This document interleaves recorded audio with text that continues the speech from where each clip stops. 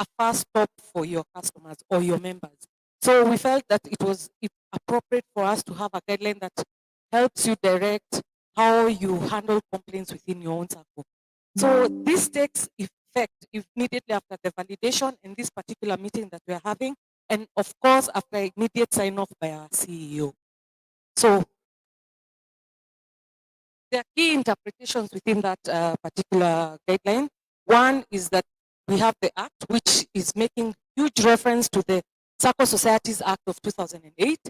The authority meaning the Sacco Societies Regulatory Authority, and the complaint meaning an expression of dissatisfaction requiring resolution. That dissatisfaction could come from product, service, or the actual complaint process itself.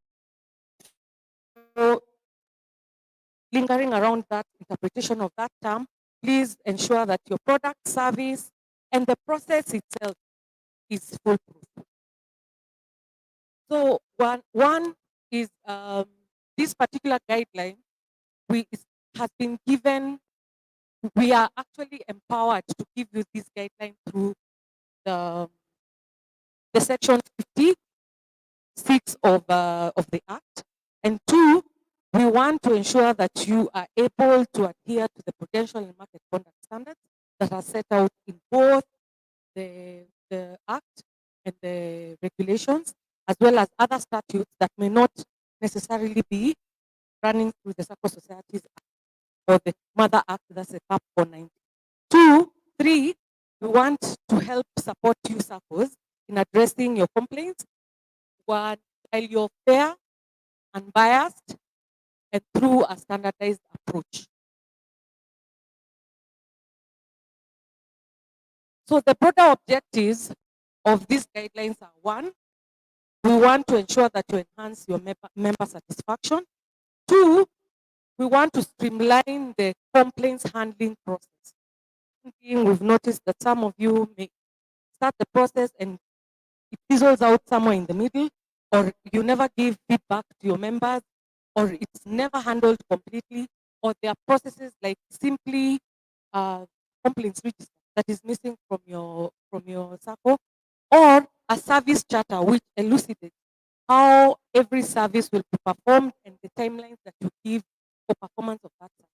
So it's important for us to have a standardized complaints resolution process to ensure that all our members are satisfied. And three, we want to ensure that the SACCOs improve on your reputation and compliance. Reputation in this sense, we've had a scenario where we are increasingly seeing the social media scene increasing their awareness and members speaking loudly on those platforms. We want to ensure that that goes down. It's not supposed to be that fight that's supposed to be online between the SACCO and its members, but rather a conversation that works towards full resolution of the issues that they have brought out. Because in the process, we've realized SACCOs, your members tend to drag the authority's name in the process of that resolution not happening within that platform. So ensure that you have a communication policy in place, one. Two, you have a complaints handling policy in place as well, so that in the event that there's a grievance from a member, you're able to address those issues promptly and to ensure that they don't drag along to a point where it faces everyone, from the authority to the ministry to ourselves, you, and also to your other members who want to remain in good standing. Yeah. And then for compliance sake, is because we'll be requiring you to be sending us specific reports on a quarterly basis so that we can be able to pick out data that will assist us in policy making. Two, the same data can be used to streamline compliance procedures. And three, to ensure that everyone within the movement is satisfied. So the specific objectives of this particular guideline are: one, we want to ensure that there is equitable and impartial handling of complaints. Two, we want to standardize and optimize complaints handling processes because they're fair, yes, but are they optimized? And three, we want to utilize the analysis to continuously improve our service delivery. If you find that there's an issue with your SACCO bylaws, what are you doing as a SACCO to ensure that those areas that are being identified as gaps are being taken care of in the system, isn't it? And also foster transparency and accountability in complaint handling. We've noticed, especially quarter 3, I'll be very honest with you now that we're standing here. Quarter 3, we received the highest number of complaints. Majority of them are related to government. Most are whistleblowing, others are actually, there are some people that hide their identity. But they tell us of the issue, the maladministration that is happening in the circle. So you find we already know what's happening in the circle even before we come for an inspection because someone in your system is telling us. So we want to ensure that your processes are as open as possible and you are accountable for every action that you take in your circle as leaders. Then we want to have a situation where confidentiality and anonymity is also protected, where you facilitate anonymous or whistleblowing within your circle. 2, we want you to have measures to safeguard that member's confidentiality. Si mtu akiandika, by the time anamaliza kupen down, mtu amesoma imepelekwa kwa WhatsApp, imeenda kwa kila mtu. We want to make sure that a situation where that member's you maintain that member's confidentiality in terms of the reporting that they do to you. And 3, we want to ensure that that same data that is being given to you complies with the data protection and privacy laws, so that you don't have a situation where the same complaint is the one that is being fed onto all WhatsApp groups by some of the staff. So let's see to it that those areas are closed up and you allow your members also to have that opportunity to express their wishes or their dissatisfaction about your services, product, and the process itself within these complaints guidelines. So on training and capacity, we've let me put it this way: customer service is not something that is equal to everyone. Some require a bit of nurturing so that they can be able to grow in their area. So our request is, as we take on these complaints guidelines, is it possible for you to invest in training of your staff members so that they can be able to handle these processes and your members in a very professional way? Huyo mama anashindanga hapa. Oh, wewe kuja kesho, we are going out for lunch. There are things that need to also look like the circle that you represent. So let's look at issues of training your staff members so that they can be able to represent you and the face of your circle in a proper way. Then 2, these skills especially are mainly related to communication, how they empathize with the situation. Because unless I tell you, "Mtoto wangu yuko hospitali, I need money."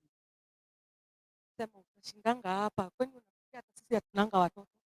You need to put yourself in the shoes of that member to understand that that member is going through something. Can you imagine if you are the one who was put in that situation? So empathy is very critical. 2, active listening.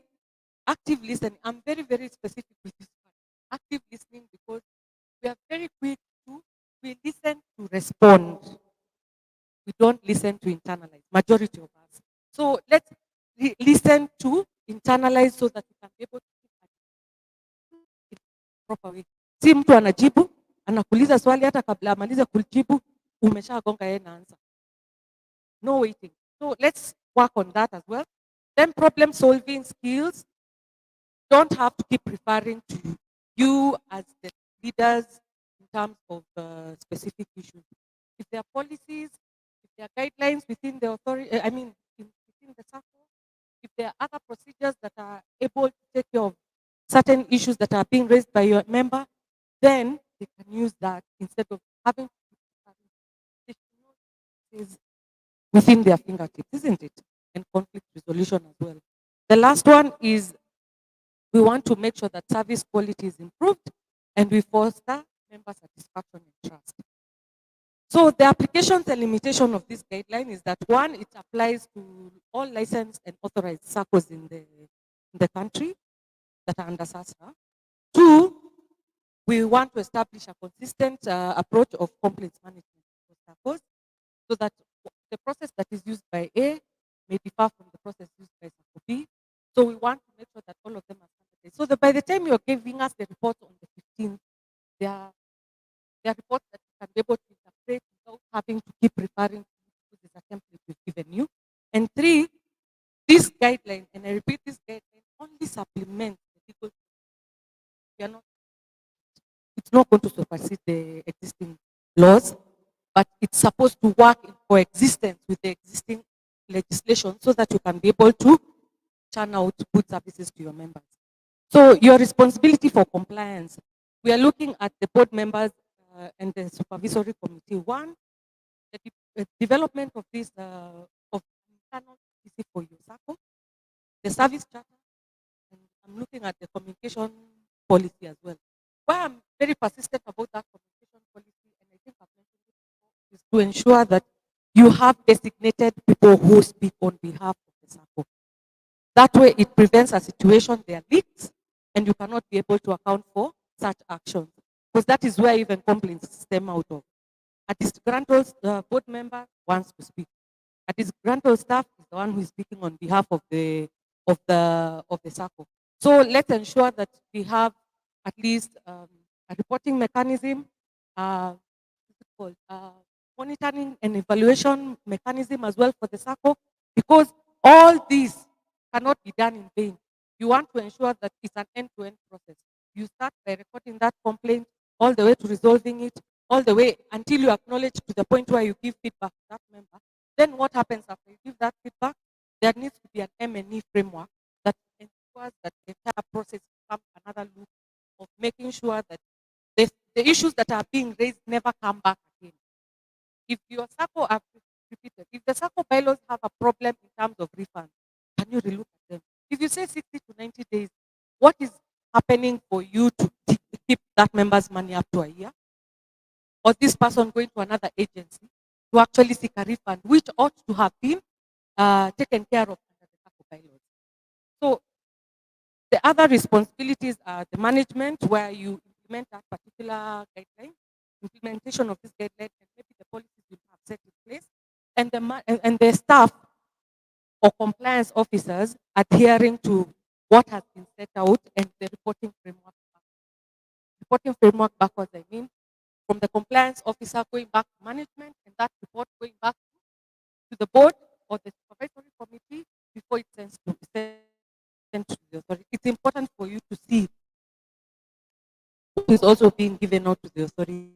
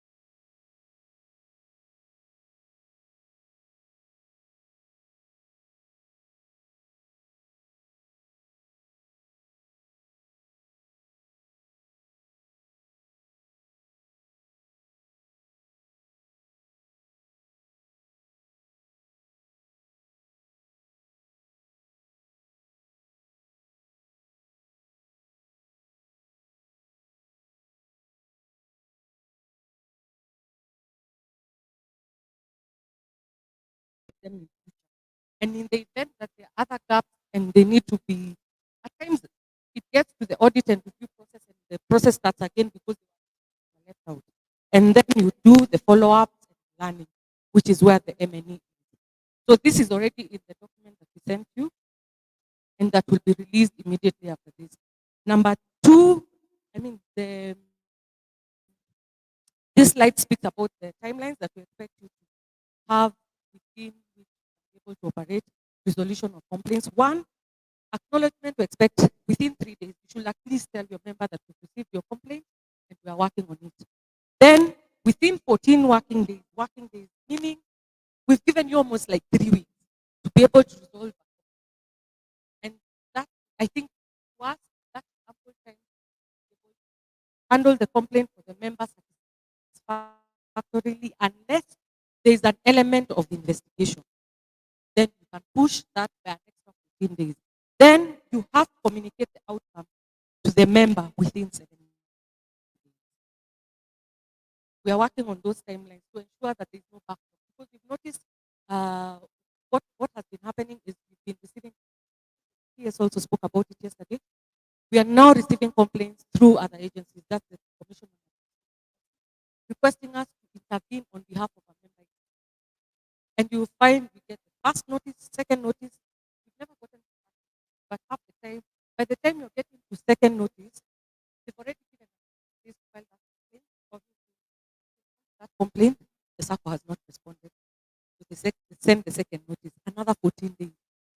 And prior to that, you'll find that that member had made the complaint almost last year. Anatafuta refund yake. Almost of protracted back and forth. Oh, nini pesa iko, oh, nini. If there are issues in terms of the finances, in terms of the processes, you can talk to us. Because what happens is when that SACCO member comes to us, your SACCO member is actually, that complaint is telling us there's a problem that you're not communicating to us. Your documents are reading one thing, but in actual sense, internally, maybe you're going through a financial crisis that you're not saying. So always remember that those complaints are also a source of integrity. So be careful or watch out or work towards ensuring that you resolve the complaints internally before they escalate. Because the minute they escalate, it's telling us there's a problem. So you'll find that the compliance officers will actually come, and that's the first place where they'll start from, where that complaint is stemming. Liquidity issues are stemming, but members wanasema hatuwezi pata refund. It's taking, we are taking backlogs, it's a backlog. Yeah? Then escalation and appeals. I think I've spoken about this. You should have a clear process in the event that that member is not happy with how it's handled, or in the event that that complaint has an element of a referral process where you may not be able to handle it. Assuming there is a forgery, a signature has been forged. You're not an expert in telling whether that signature is yours or not. So you find yourself going to the police station or the PCI asking that member to go there. That member's number has been cloned. That may not be, it may be beyond you. Unless internally you check and you find that it's actually your own staff that are doing what? Cloning members. Cloning members' numbers. I think we were dealing with a situation of member abuse. I think elderly abuse. Elderly abuse in the sense that wazee wamekuja kuna kosa, lakini he's not the one who's been operating the account. Someone in your circle has been assisting them, only to find out that your actual staff member is the one who's been stealing from your member. So let's watch that and have policies that take care of such issues. Such issues, yes. So I've talked about appeals and referrals, and I've spoken about having alternative dispute resolution mechanisms. You can have mediators within you. You can train some of the staff to become mediators. You can outsource the service, or you can have the member bring that complaint to us. The event that you feel okay, there are those members who are also activists. You find that that person protracts a case, kitu iliisha, akimaliza hii anaingia risk fund, akitoka hapo anaingia sijui constitution of the board, akitoka hapo There are those ones who are also persistent. There are those ones you need to watch out for. I call them activists. But there are those ones who ultimately have a how do you in the event that they are not happy with how you dealt with it, give them the option of a referral. Let that be handled by an agency, but don't let them go there themselves. Because we are having a situation where people are not starting from home, they are starting from outside. Can you imagine your own children talking about the daily school fees to their teacher, yet you're the one who is supposed to be paying school fees? So work with the analogy that the circle is like your home, you're the parent and you have, or you're the husband, meaning when you're a teacher, head of the home, and the member is your wife, and you're working towards issues within the home, or vice versa. It can be the member is the husband and you're the wife, and you're solving issues amicably before they escalate. We do not want a situation where things are getting out of hand or people are starting off from the authority. We've seen situations where your members, some of your members, not come to you directly, say, "Our So we wake up in the morning, you're coming to the reception, and you're finding over 30 people seated there from one side. Now, that portfolio team leader, I think you all have portfolio team leaders, right? And you know who handles your circle. That member has close to around 50 circles that they handle on a daily basis. Amesimamisha kazi ya 49 circles and handle circle moja the whole day because we have to sort out all those complaints for those members. So imagine 30 complaints on a daily basis from one circle. Huyo member, huyo staff hakuna kazi ingine anafanya apart from kazi ya that's good. So let's work backwards in terms of ensuring that charity begins at home. Even the simple fact kuingia sako ni harusi kutoka ni matanga. Why are we making it matanga? So let's work backwards in terms of charity begins at home. The referrals should never get there unless you do not have a policy that takes care of that. We've seen situations where people go to SSFIU, I think you know it because of the fraud issue. The cooperative is the event that is now beyond everything. Someone said let me go to court. But there's also the National Human Rights Commission. We've seen people take suppose to the National Human Rights Commission, especially I don't want to get dealt with that issue. What happens? They go to the National Human Rights Commission and the complaint is referred back to us because we sit on something called complaint referral. We are a member of the complaint referral network where it's a multi-agency operation. In the event that I get a complaint that refers to EACC, I'm allowed within the network to refer that. So in the same light, if the National Human Rights CAJ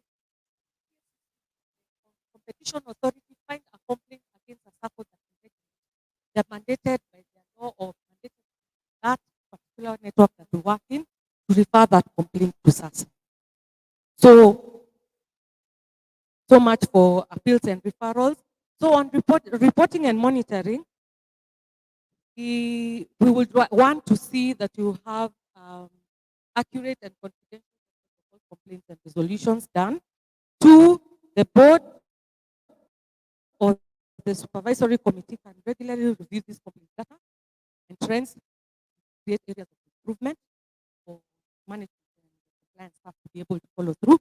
Then SACCOs must report complaints data to the authority as required. There are two templates. I'll be able to share that with you right now. So on enforcement and sanctions, the authority within the law can be able to institute enforcement and sanctions. But why I don't want to dwell on this area because I believe we are going to be able to sort out issues and not get to this area. But we are allowed to take enforcement action against a SACCO that persistently not dealing with member issues. So this particular area also ensures that you have robust complaints management systems, you protect your member rights and uphold ethical standards and contribute to stability. not the vice versa. So on amendments and updates, the guideline will be amended or updated as needed. Market trends, they keep changing. Tomorrow you have data protection, kesho itakuwa kitu ingine. So we want to make sure that it's as holistic as possible. Then SACCOs must comply with any updates so that we have a situation where you're able to also review your policies and procedures to be in line with this guideline. And two, three, the authority will communicate these amendments or updates. So the templates for data collection within the document that we sent you on May 3rd, March 3rd, you have two sets of data collection tools. The internal one is Appendix 1, which is the SACCO member complaints register template. That's a standardized one, how we expect all the templates to look like. And Appendix 3, which is the SACCO complaints root cause analysis template. I think this is critical because we need to get to the root of everything that is causing us this problem and how to address them. That template actually has all the way up to action taken and remedial measures put in place to ensure that that persistent issue or corrective action given to that particular issue is done. And then we have the external data collection templates. That's Appendix 2, which is the quarterly monitoring and evaluation template, and Appendix 4, which is the SASRA common uh, source of complaints quarterly reporting template. I think this you've seen in the Sacco supervision report. It's normally what we use in the Sacco supervision report to present data to you or to the public with regards to the complaints that were handled in that financial year. So what's the call to action to SACCOs? We're encouraging you to adopt these guidelines. Two, we are urging you to review and implement the best practices in terms of the recommendations outlined in these guidelines, and that will help you better manage complaints within the SACCO. And this is actually calling on you to use the proactive approach in terms of improving how you handle complaints with your members, and also monitoring your member satisfaction levels, and this in turn strengthens the reputation.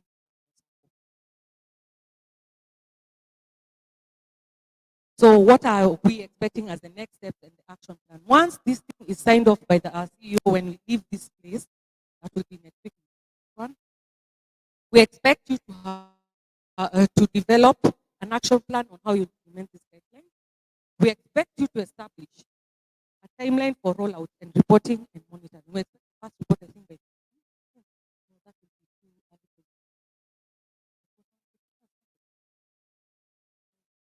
early. So that means from the next quarter, we'll be expecting reports from the 15th. And then you need to also identify your stakeholders, educate them, and assign them so that they know the board, this is what you expect. Management needs to know that there's a complaints handling policy or complaints handling procedure that elucidates that we need to move this way. In the event that there are issues, this is how we escalate, this is how we. So you need to educate your members on how you will implement that particular guideline, or if not that, you just put in place a complaints handling procedure within the SACCO or process, and you notify your members that there is already an existing procedure, and this is how we'll be handling complaints moving forward. And also the service charter, which helps you align your services and services with specific timelines, and you're held to account to those timelines that you put there. Make them as realistic as possible. Don't say that you'll be able to do what is it called? Loan approval, do it. But in actual sense, it takes 3 months.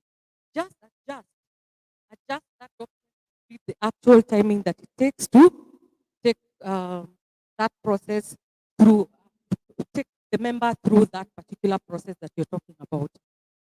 So I've come to the end. That's our contact information, and I believe most of you have this. But should you not have it, we've listed it so that you can be able to reach us. And from us, it is Asante Sana. We thank you for being in and listening.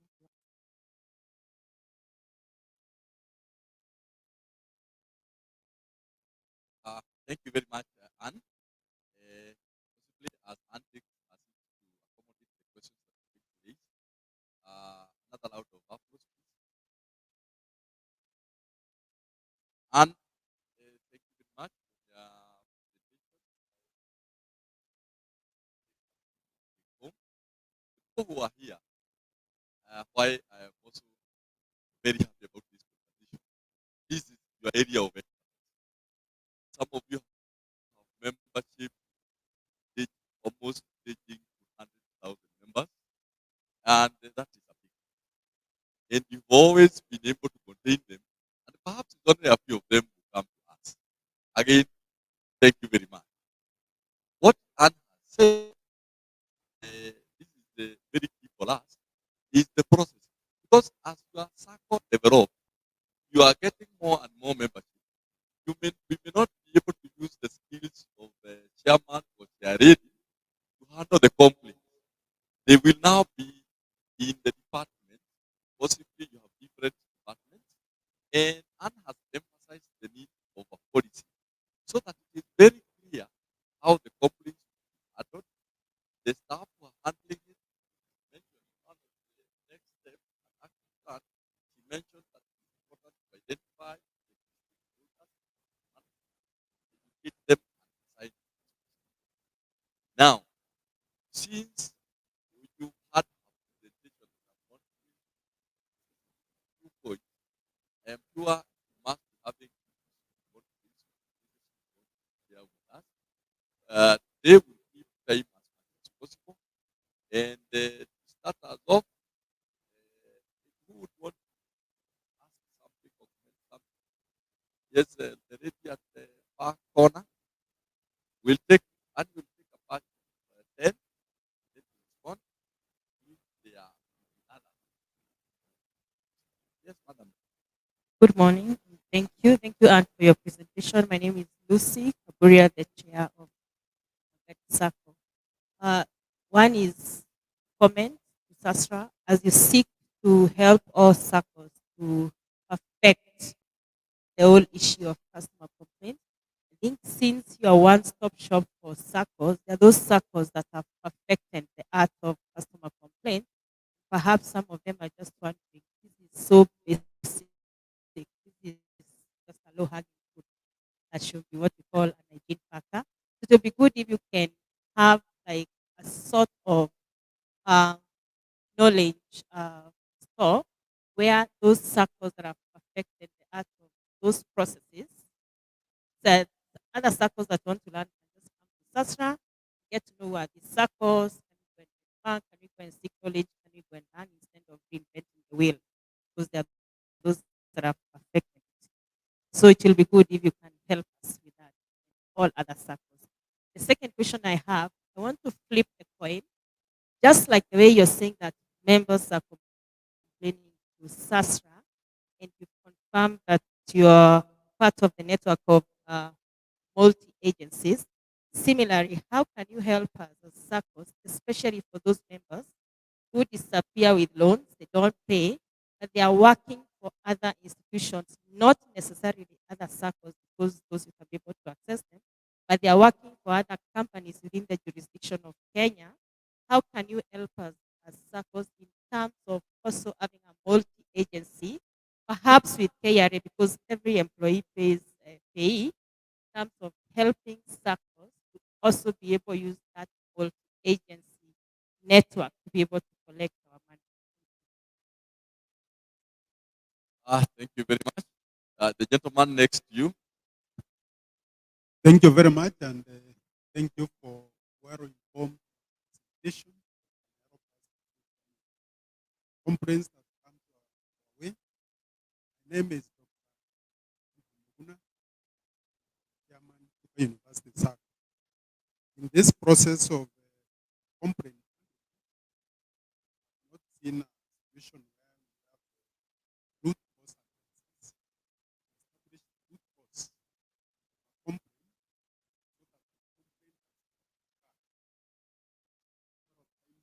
so that the complaint is those ones you know root cause. Asante sana daktari. Any other? Yes, the gentleman also close to you, Mzungu. Honest.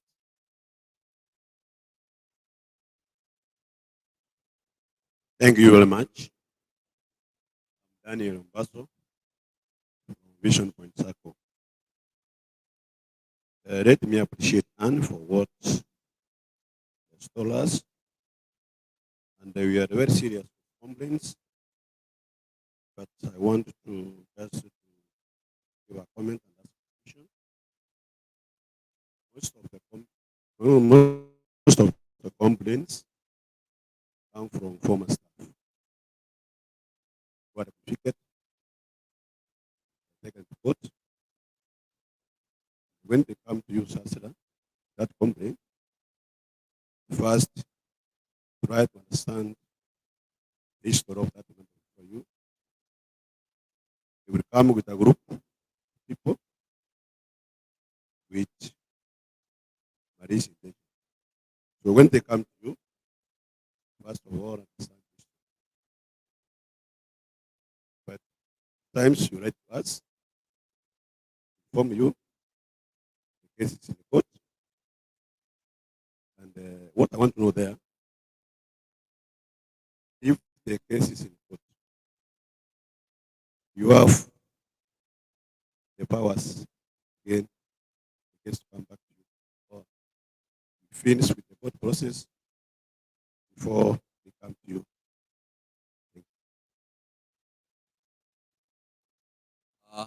Yes.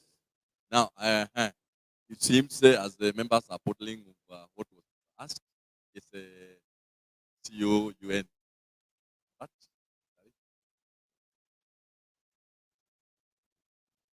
Yeah, thank you so much for that very good presentation. I think we've been taken through complaints.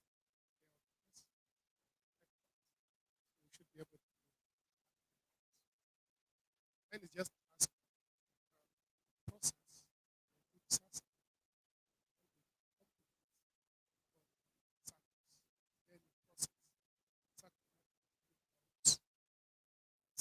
How do they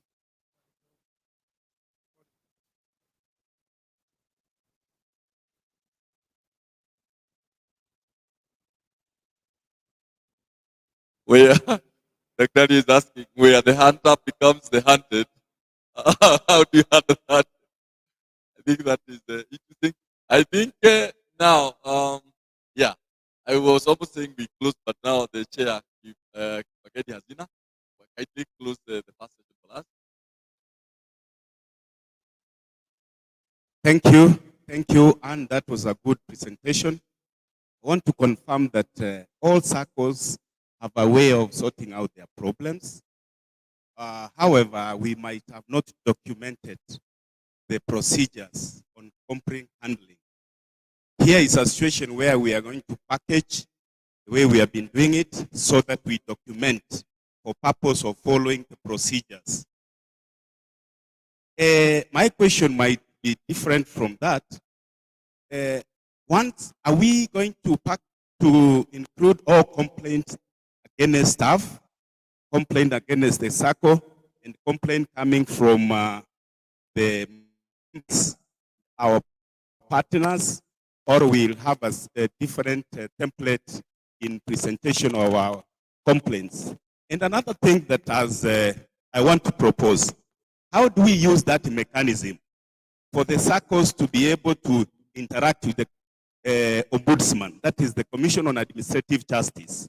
I have seen that is the watchman of government entities,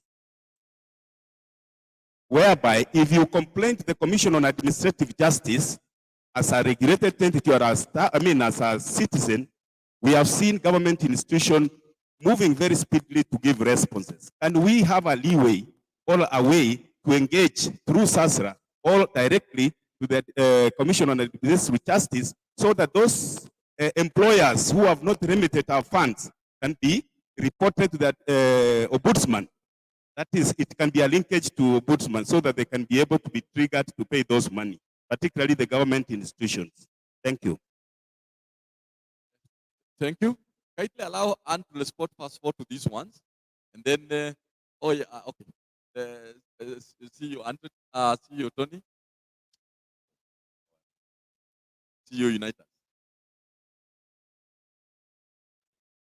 Thank you. And thank you, Anne, for good presentation. We'll do the need once we go back. My question, yesterday when the PS was presenting, he noted we have professional complaints. And, even today, we know we have some members who will always complain and they'll go to different offices. So my question is, what will SASTRA do to protect the SACCOs from such members? Because they are there. Thank you, Anne. Maybe you can respond to this one, and also where maybe you require further support from any of the colleagues, you can request.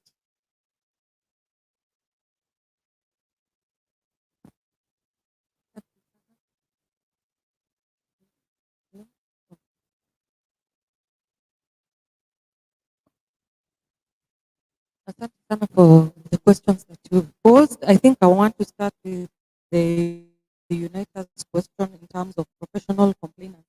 I think they're the ones I've just mentioned called activists. And I think we're dealing with one major case with one of the circles that is here today. This particular complainant keeps complaining about everything. She moves from this one to the other one to the other. Every day she has something, hoping everyone, including the president.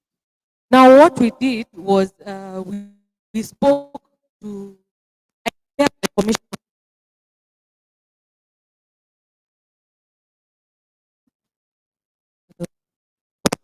Where the commission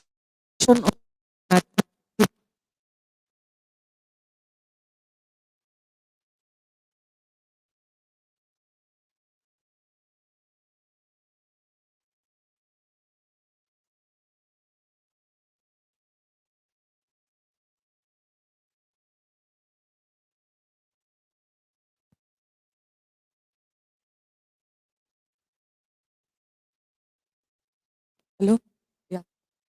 So I prepared the commission on administrative justice and notified them that this perpetual complainer who will be coming to you with all these mega documents.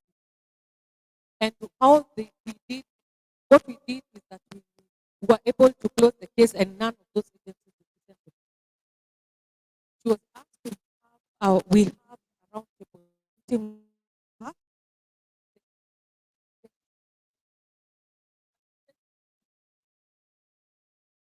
to listen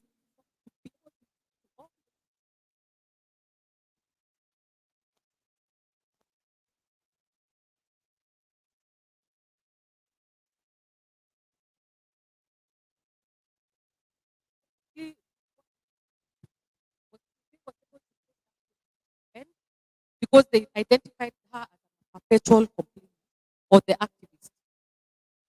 The same applies to this particular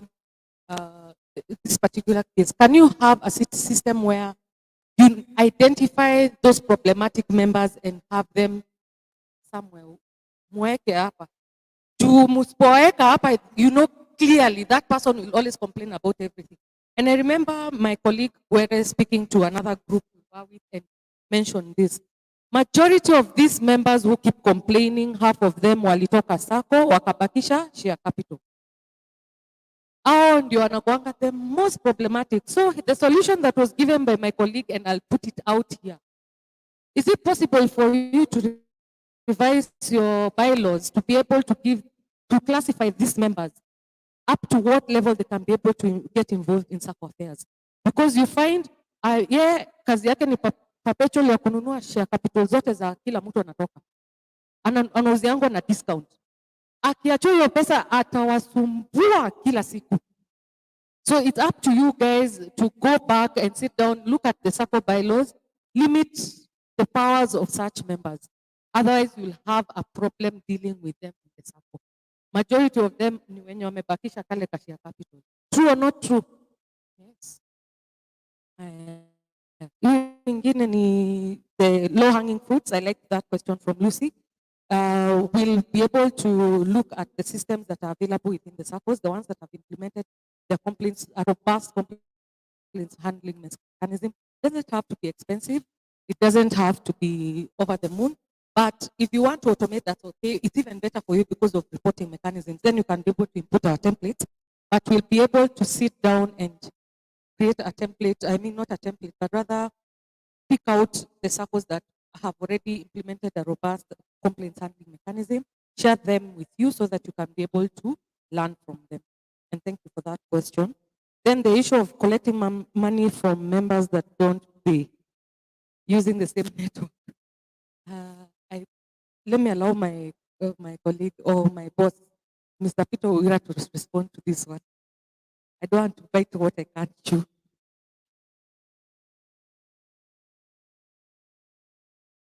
Okay. So let me respond to others as we mark out which ones are going to be dealt with. So the root cause analysis by Dr. Muguna.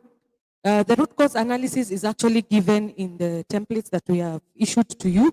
We'll expect you to do a root cause analysis for all the complaints that you receive, especially those ones that are perpetual.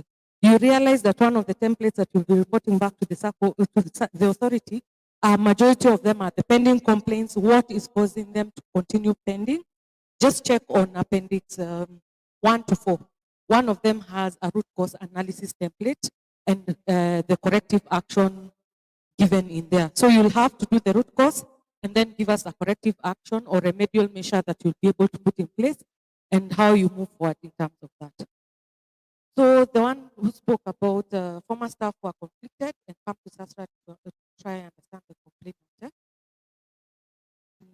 The case in court, I would want to confirm that that was Daniel. The court process is supreme. So we cannot interfere with the court process. In the event that your staff member comes to us to complain about you or a process that they have put out in the court, we will not touch it, unfortunately. So rest assured that will not interfere with the process that is already before the judges. And yeah, let me just give you that assurance. The other one is that for conflicted staff members as well. Why we're also setting out this is also to be able to separate operational issues with member issues. What we want to see is how you treat your members. The issue of maybe your staff and how you handle each other in the office is more operational. So I believe you have the process of either employee retention, employee discipline, employee something relating to how you handle employees inside operationally within your circle. So we want to leave that process to you. Ours is the member. So in the event, unless the event is an event where they are seeking intervention in terms of maybe, say, unfair dismissal, that should go through the board. I believe there's a process internally. So I don't see how that should be able to, how the authority may interfere with how you handle staff matters with regards to mfano mtu ameibia sako hata akikuja sasa hatuwezi mpatia kazi yake. No, it can't happen. So the other one was how we handle complaints, the UN, how we handle complaints about us. We also have, for ourselves, we have two sets of complaints handling procedures. There are those ones that your members come to us directly, and there's those ones that you want to complain about the authority. So those two processes are there, and you'll be able to access, within our website, you'll go to a page called complaint, lodge a complaint. There's a portal. You can actually lodge a complaint against even SASRA within that portal. We'll be able to channel it to our complaint handling procedure internally, which is not under compliance. That one is administrative, goes through the CEO's office all the way. But if you're complaining about the CEO, it still comes through the system, unless you want to do anonymous. So that's the process. So you use the platform that is available to you online within our website. That's complaints@sasra.go.ke. That is the handle. You log into there, post your complaint anonymously, or you can still give your details, or you can write to us. I think mnajua barua pepe na the hard copy one. Both of them will have to come through complaints handling procedure, which is similar to the one I've just posted. So there are two procedures within SASRA. The one that welcomes in referrals from your circles to us, where we are the third party in that complaint, and the one that is against us. So you can be able to complain about that. Ibagendi, about the interaction with the ombudsman. We've noticed an influx of complaints now coming from SACCO members to the ombudsman directly to the authority, because the ombudsman cannot write directly to the SACCOs because they are not public entities. They are forced right through us as the regulator to take administrative action against the SACCO that is complained about. So what we can do also as SACCOs or SACCO leaders is to ensure that we also follow through the complaint that member is doing, is actually lodging with us. Half the time you find that that complaint had been sent to the SACCO but never acted. So let's start cleaning our houses ourselves before that member goes to the CAJ. Because when they send it to the CAJ, what happens? They write to ask, sanction us to get answers from you. So, and that's what we'll do. So what we can do is let's all play our part. If that member comes to you, you've lodged and lodged the complaint, make sure you follow through and also give them feedback. Don't allow them to go that extra mile because you're taking too long to respond. So we've given you the timeline. If you follow through those timelines and you have a proper service charter, then no one will ask you a question. Then I can be able to respond and say that I've seen that the SACCO had made an attempt, but this member wants answers way before the timelines are over. And where we want to intervene on your behalf, what I've noticed is that they can write to you with regards to access to information. So I think we've picked that up, and we'll be able to maybe have a session with the CAJ, especially on access to information, because we've noticed that one they write directly to the SACCO. They can write directly to you and access specific information, especially I was telling someone there was an institution that was being asked for the remuneration of the board. They want to see your own member is writing, asking for that. So you want to know up to what extent, what information you can be able to extend out. So that can be organized where you can have an interactive session with the CAJ, ask them the same questions with regards to how you handle issues regarding access to information. But where it's regarding complaints, I request half the time that complaint has already hit your desk. Someone did not act. By the time that SACCO member is going to the CAJ, there's something that was not done in the SACCO, that's what they're headed there. Ensure that everything is handled at the SACCO, or if in the event that you find that it's very difficult, ask for intervention from us. Then we can be able to assist you. Which other one? Access to information, the linkage to ombudsman. I think I've answered everything. I'll allow my colleague and my boss, Mr. Owira, to probably touch on the issue of the members who are not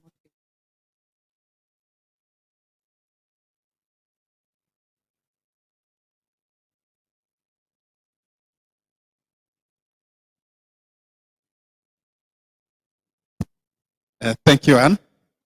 Good morning. Good morning once more. I also need to confirm that we have the CEO of SASRA somewhere amidst us. So we are full house. Thank you, Anne, for the presentation and of course for the responses. Of course, you asked the difficult ones. That I might not be having a comprehensive answer, but I'll try. The most interesting one is from the UN in terms of when you complain, you have a complaint, what are the procedures?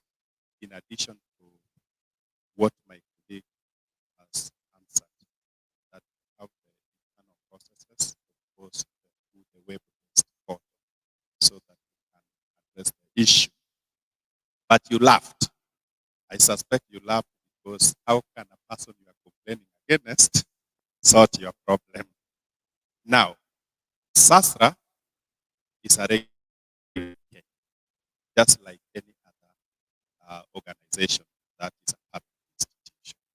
In Kenya, we have a very adequate, comprehensive redress mechanisms to be to assist those who are, let's say, briefed against actions that a regulator takes. We do have very comprehensive mechanisms.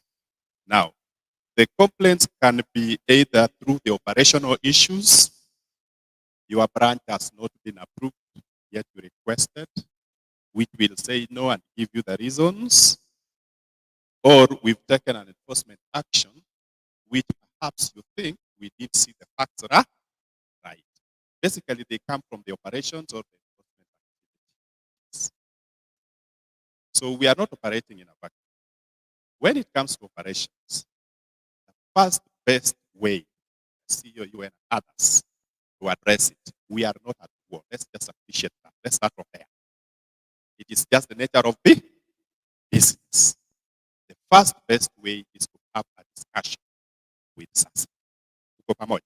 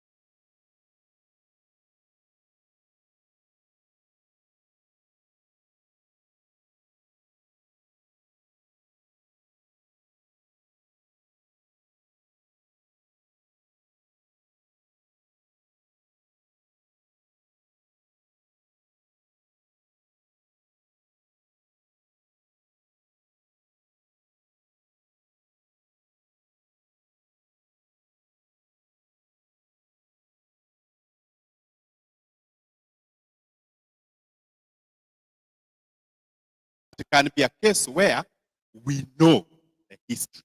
We've been dealing with the Sacco to hand. We know the history.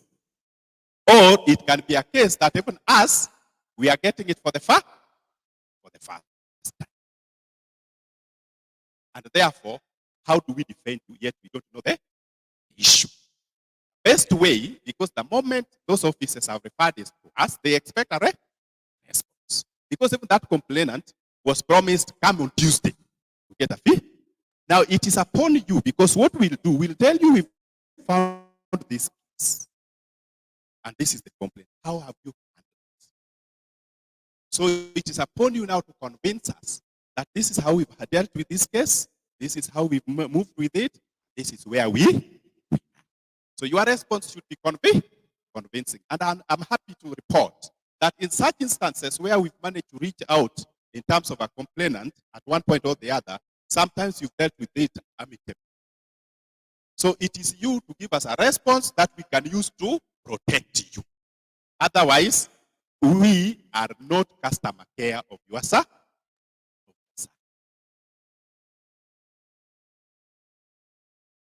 You know, sometimes you say facts the way they are. You initiated the problem. So initiate the solution. Sasra will be just a conveyor for that solution that you've done. Does it make sense? Exactly. I know you've branded wengine perennial complainants. Let's not go that route. Let's look at the merits and the demerits of the case. But the complaints will ever come. I know the point is that we should not always take a complaint that the complainant gives us a gospel truth, which we understand. We should look at both sides of the story. Then the one which was referred to me is in regard to the members who disappear with loans and work for other companies. Don't know what we were expected to say. To go and collect that loan as authority? Okay.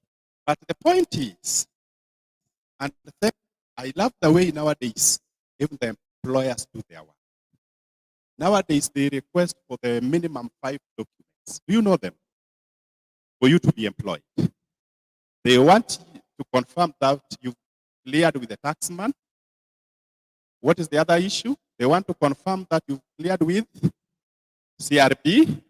They want to confirm that you've cleared with higher education. And the other one is EACC. Now, this makes it very good in terms of how we use the CRP. That's number one. So that an employer can know the credit history of this person before. The other language that the employers understand most, if you have a fact about this member, as far as his or her behavior in terms of repayment of loans is concerned, you have a right to talk to that employer through writing. Say you are employing this as your employee. But this is what they ask.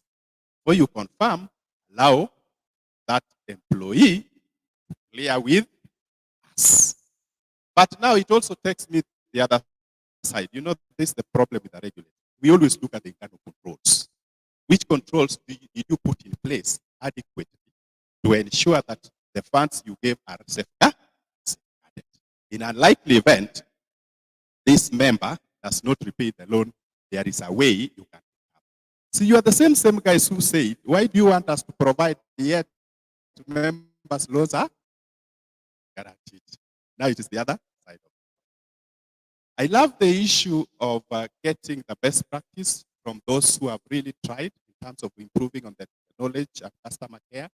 That's a very good one that we need to at least embrace and guide you and refer you where you can learn. That one we'll do on a case-by-case basis if you request and you want. But before even that, we also compile these best case practices, and that's what now we put into the guidebooks so that it can assist you now to improve on customer care. Last, hata nyinyi, the language you talk with this your members, also be mindful. We are human beings, and where there is money, there is emotion. Are we together? Yes, it doesn't mean that that member is right, but also the way you can handle that member.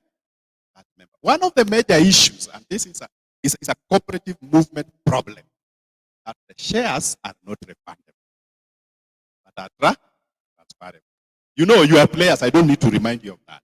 And sometimes we go ahead and increase it to a certain level because simply the regulator said that we want you to give information. So you've gone ahead because it's the low-hanging fruit. Then when this member comes back, it cannot be. So these are issues in terms of how you deal with your membership. The whole idea, and I still repeat it, that you should not reduce the authority to be your customer, alternative customer. Yes. That's not our role. Make sure that you take care of. Though from our professional duties, too much complaints is also an indicator of something. Are you getting me? It's an indicator of something that needs to be. Can I sit based on those responses? Thank you so much. Thank you very much, Director. For Director has added all the questions. The small item was mentioned by the Director. We have noted it.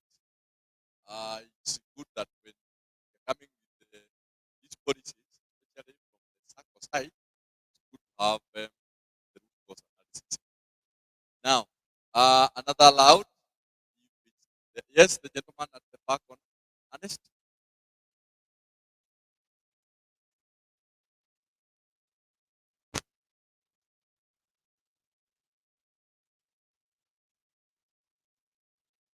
Okay, thank you, Anne, for a very good presentation. Nadiro Stephen, Chairman Victor Sacco. Mine is the very direct one. You have a complaint and restoration box in the office where either a member or a circle can drop a complaint directly, and if yes, who had all the keys and how oftenly is it opened? Thank you.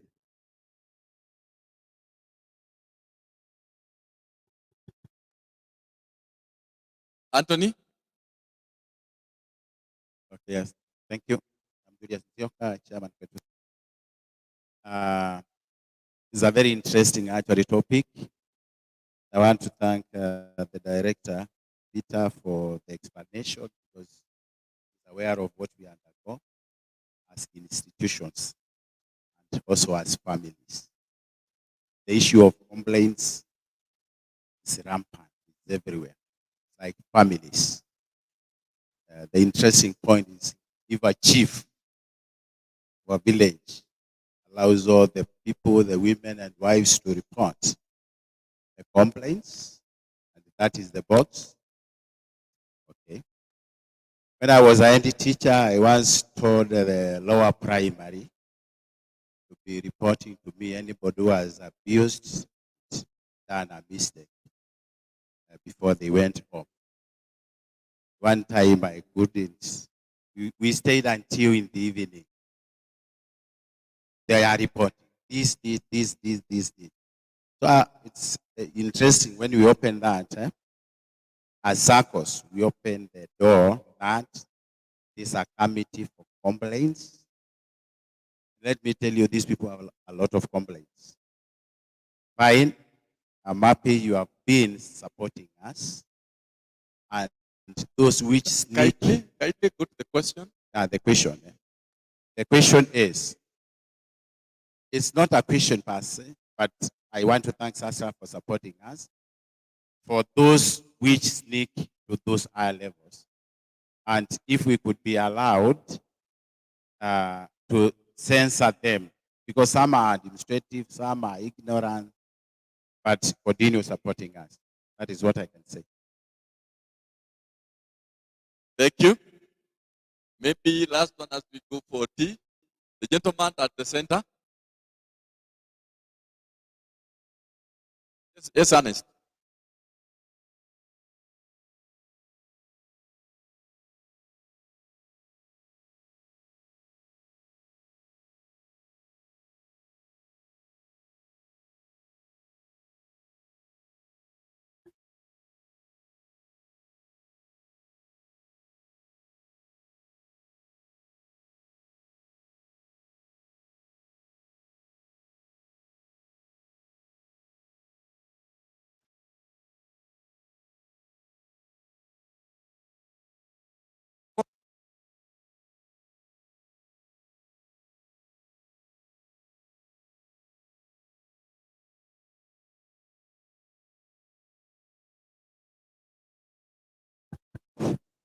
Thank you for the presentation. I wanted to ask, my name is Munaita, I'm the chairman of Nation Sacco. It has largely covered the formal element of complaint, yet we have the informal kind, which are becoming the most common, because of social media. And the evolution of social media is such that those complaints are signing guilt to everyone in the movement. So it's saying Sacco A is bad. They evolves it into is about 4 circles. Then eventually the guilt is Asra is also complicit. Do you have a guideline on how to handle this? Because it appears when you respond to anything on social media, you escalate, you induce actually some more venom from other quarters. Do you have a guideline on how we can handle this, either as individual circles or as a movement? Thank you. Okay. I think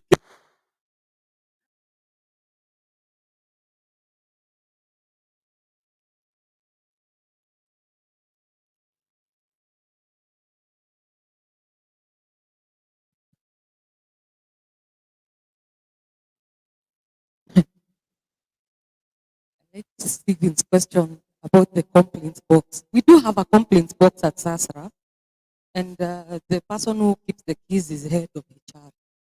Reason being is we noticed some complaints were gearing towards staff and some were about service. And since administration falls categorically under HR, that is the custodian of the keys. Actually, there are two sets of the keys. There's a member of, I think, the HRAC, that's the human resource. There's a human resource committee that normally looks at promotions, discipline, and all that stuff. One key is with that person and another key is with another person. So at any one time, key is kuwa na mtu mmoja. That way it prevents a situation where if the affected party is the key bearer, then you prevent a situation where the person is unable to censor themselves by keeping away the documents that are pointing to them. So there's separation of those keys. And once everything is open, there's a committee that will actually sit down and jot down everything that has been noted, including keeping the same evidence in case someone wants to refer to it. And then it goes through the entire complaints handling procedure. Nzioka, about censoring complaints, I don't think censoring complaints will work because we've just given you a reprieve. Acknowledge, and where you find that there's nothing, there's no harm giving a simply worded letter that the issue has been resolved or the issue does not constitute a complaint and we recommend you go this direction or something like that. Because what happens is that silence is the one that creates those things Munaita is now calling online disgruntlement. Where people gang up in your circle and actually open a whole Facebook page to discuss the circle. And the problem is they now attract people who aren't members, who are, I like referring to them as armchair analysts. Kazi yao ni they just type away in every forum. They don't even know who that is. Nasema Sasra imelala. That giant doesn't exist. Now you can imagine we've been dragged into a small fight of simple discussions about dividends. Attack. So the Nzioka issue, censoring them, I don't think censoring a member is valid.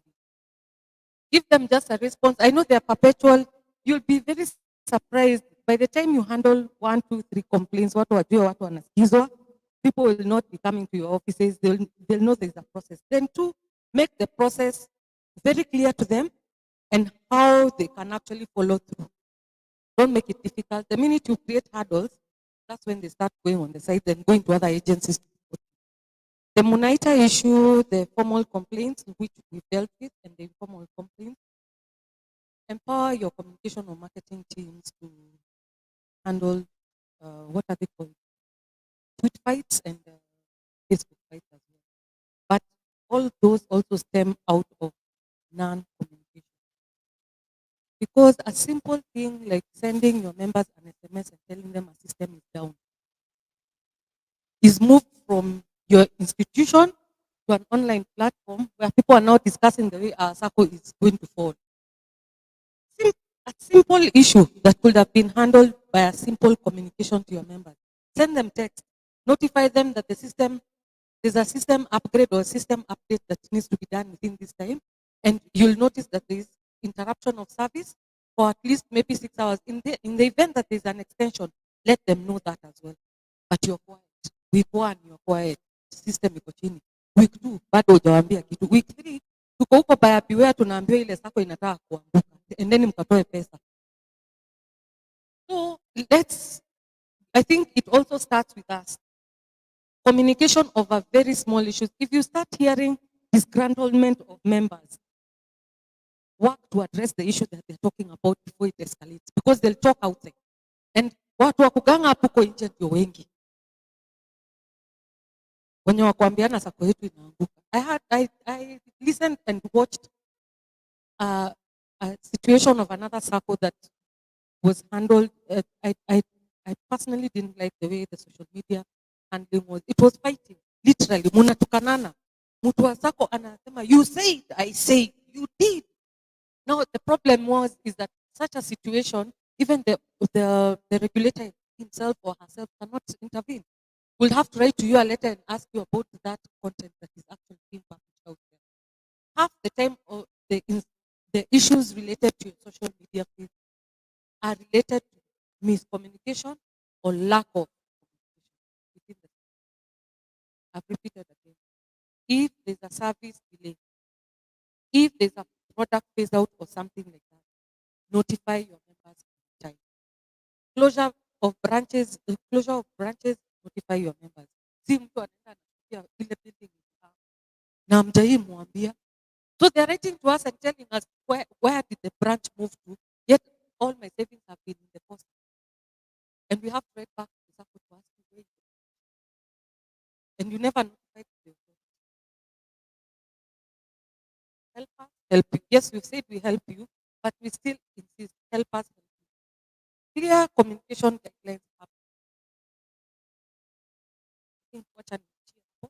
And also have, we could help by giving, not giving, but getting on social media management skills for those who want, especially those who find that their online presence gives them a lot of trouble. Thank you very much, Anne. Another round of applause. Now, the technical team has requested me. There are some questions we may not have addressed adequately because probably it's a question which had a follow-up question. We are requesting the people who raised the questions, if it was not properly answered, please light it up, forward it to the technical team which is here. And in some questions, we can link one-on-one. For others, maybe we clarify it later. Again, thank you very much for keeping time. I'm now inviting Yvonne to tell us where we are going for our tea and also make an announcement related to her department. Yvonne.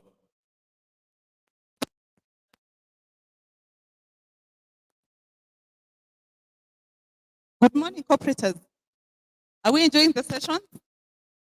Yes, as I said earlier, I am Yvonne. I head the corporate communications department. And one of the key issues we are looking at is how best to serve you as our external stakeholders. We have engaged a consultant called GPP Consulting to carry for us a survey to know how best to serve you. And in case of any issues that you have, we know how to handle them going forward. So these letters were sent earlier, and a survey was forwarded to your emails. And in this regard, we've realized that there are some emails that we send and they bounce back. We have a circle that keeps calling me and telling me there's a circular that was sent we have not received. So in case you've not been receiving these emails, kindly register with the technical team here so that we know the best email to write to you. So the letters were sent in regards to this survey, and most of the circles have not filled out the survey form. For those who have filled, we are really grateful. But for those who have not, kindly, we have only today. Kindly let your people in the office know so that we can kick off the process. Others, thank you so much. We are now proceeding for our tea today we have the field, so you can enjoy your tea there as you bask. And of course, today we have a bell. So I'm going to ring the bell once the time comes. So our presenters for today's sessions are already here. We have anti-corruption already here, and also the CA. So kindly let's keep time as we have done this morning. So kindly let's come back at 11. 11 is our tafadhali. Thank you so much. Msiende kwa hippo. We can go to the hippos later. Asanteni.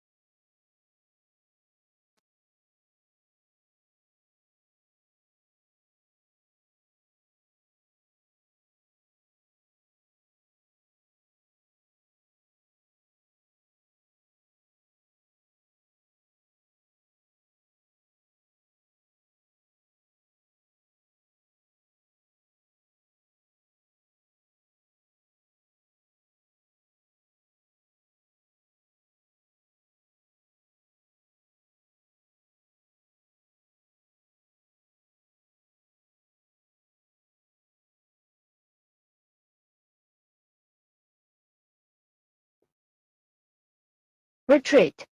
Retreat.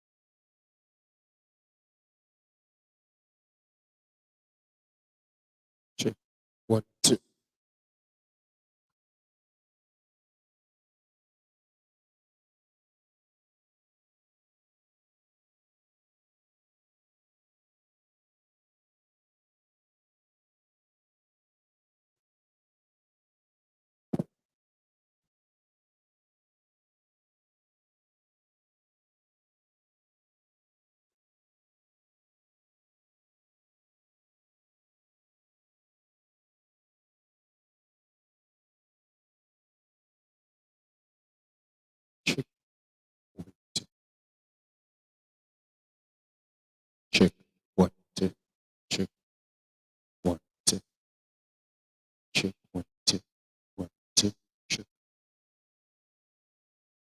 1, 2, check,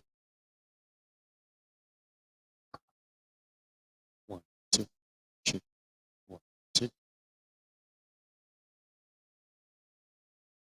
1, 2, check, 1, 2.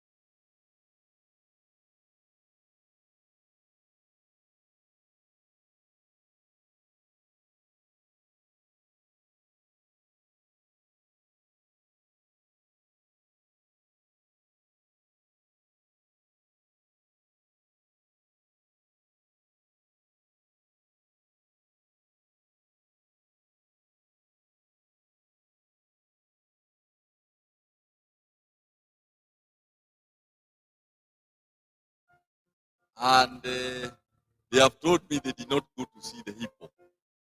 It is only by chance that the hippo was also looking at them.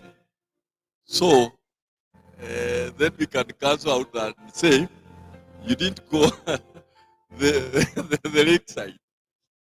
Now, I've told our guest is already here with us.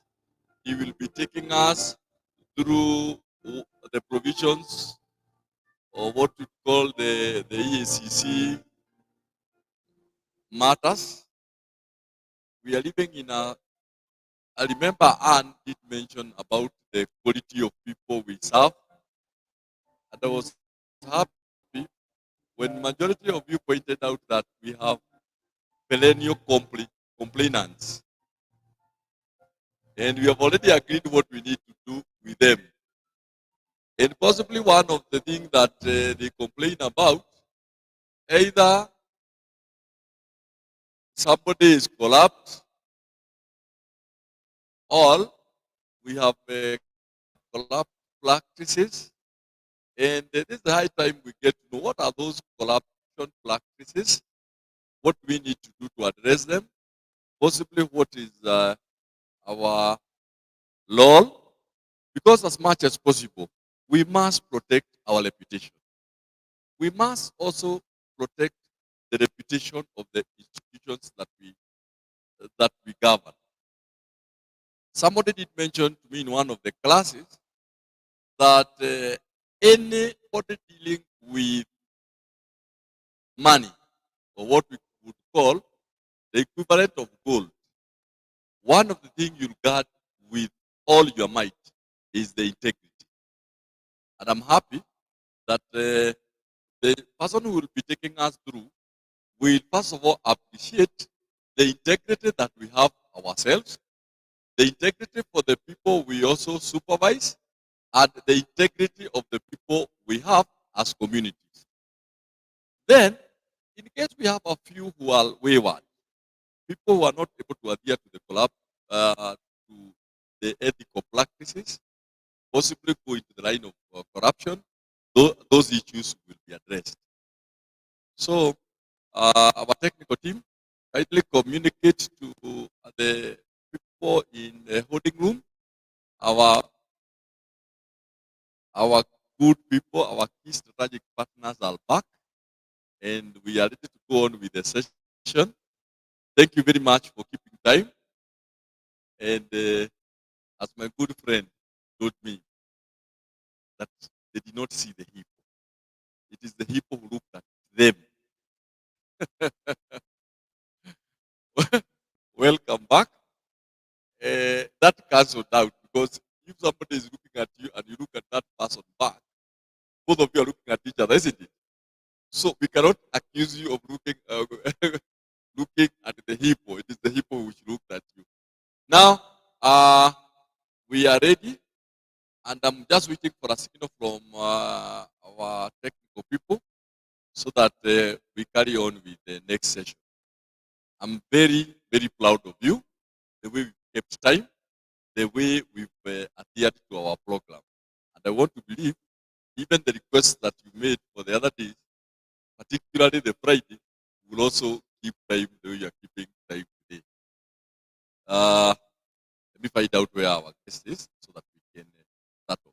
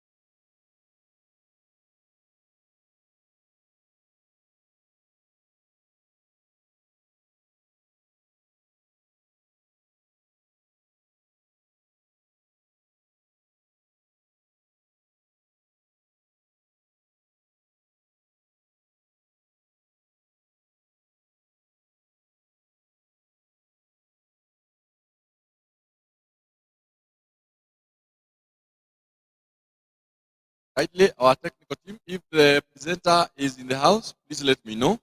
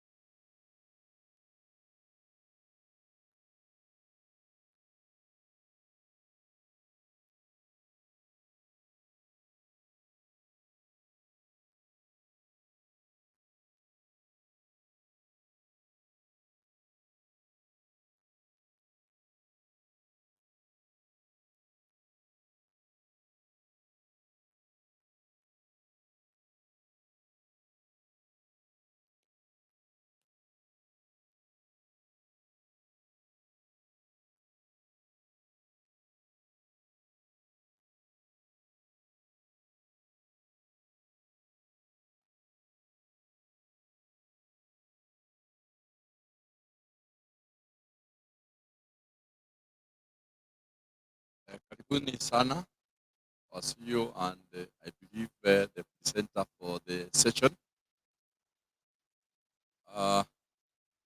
We are almost starting and our people kept good time.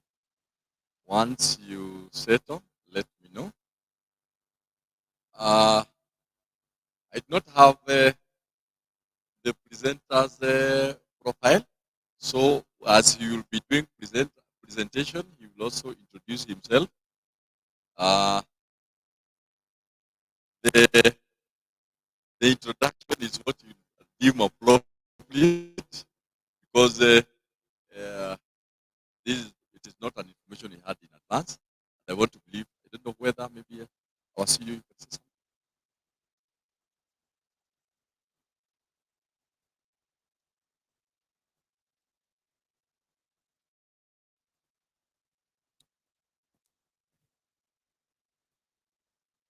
Yes, good morning.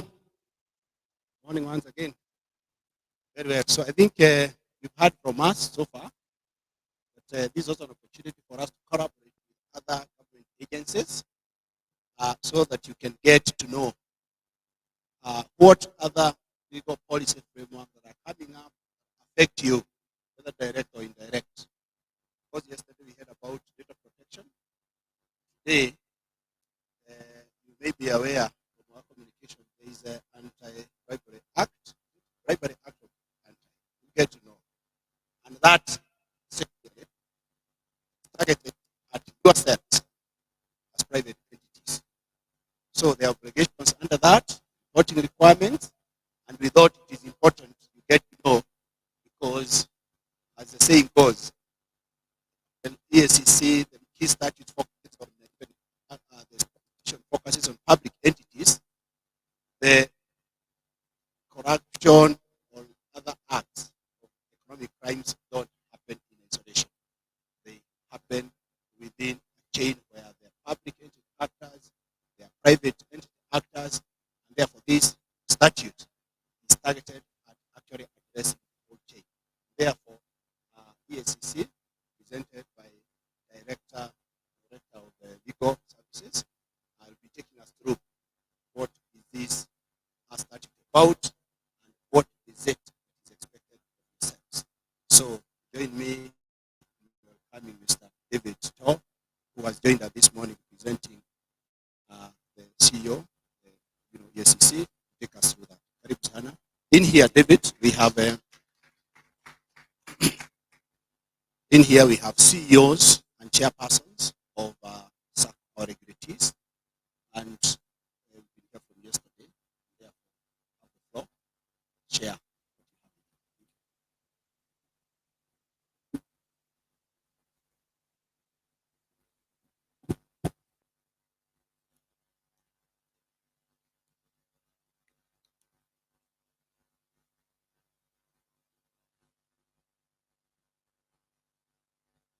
Thank you for that introduction.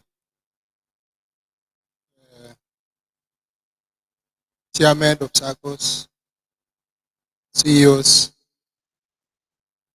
directors, and all officials and distinguished guests. Good morning. As you have heard, my name is David Tor. I work with Ethics and Corruption Commission. I am a lawyer by profession, a practicing advocate, and currently I'm the Director, Legal Services and Asset Recovery at EACC.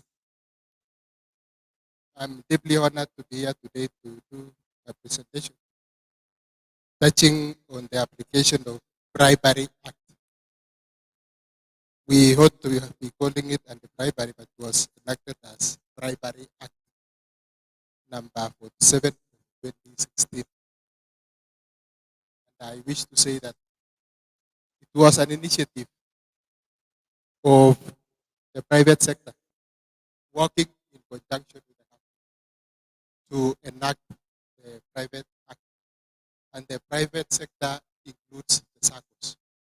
You may give a clap to yourselves. The SACCOs play a very critical role in society. I'm a member of one of the SACCOs,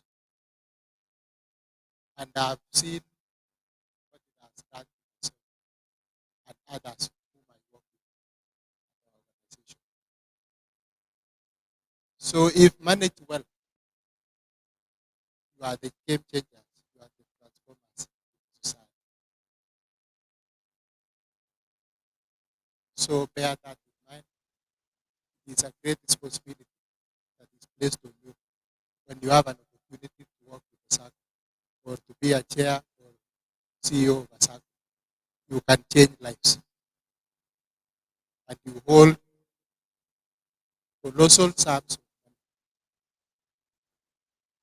I'm told it's close to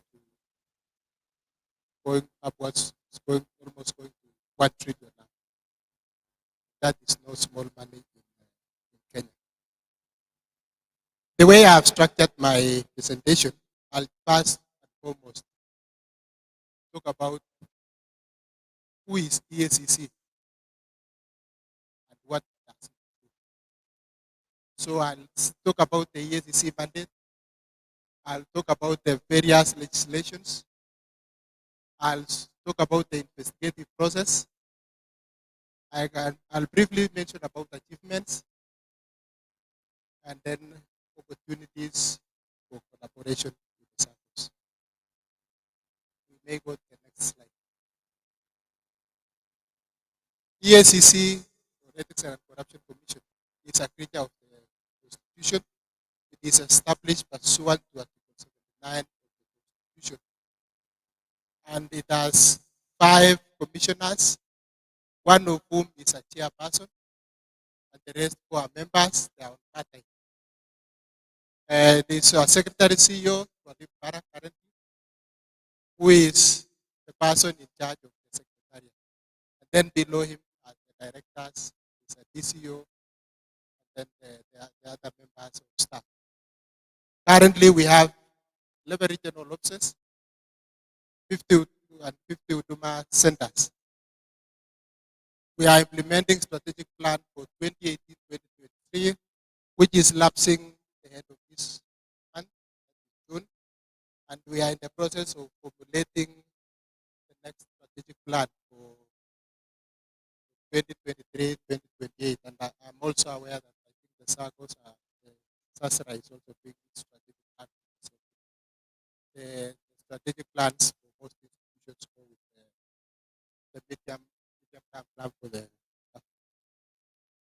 What does EACC do? We do a law enforcement. corruption prevention, public education, promotion of standards and ethics, integrity.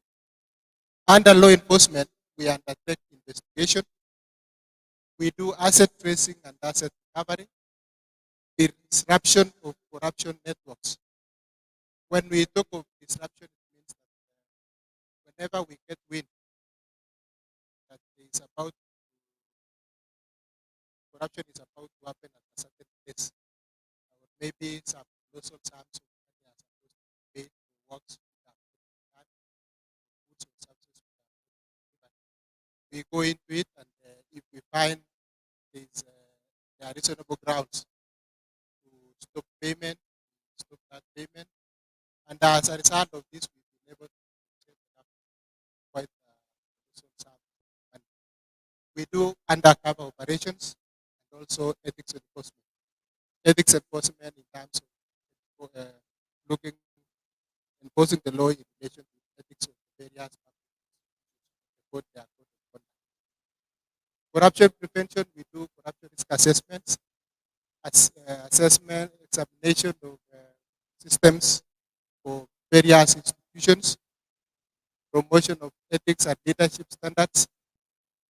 On public education front, we do trainings, we do sensitization on issues related to corruption. We also do media outreaches. We collaborate with public schools and even private schools to establish integrity clubs within schools. And we have seen this working to assist in inculcating good values to our children in both university, secondary, and we collaborate with the Ministry of Education. Promotion of standards and practices in ethics and integrity. That is majorly Chapter 6 of the Constitution, which talks about self-declaration and also declaration of wealth. You can go to powers of Ethics and Corruption Commission. As I've stated, these are the powers of the commission itself. It is clothed with powers to educate, create awareness on any matter within its functions, to undertake preventive measures, conduct investigations on its own initiative or on complaint.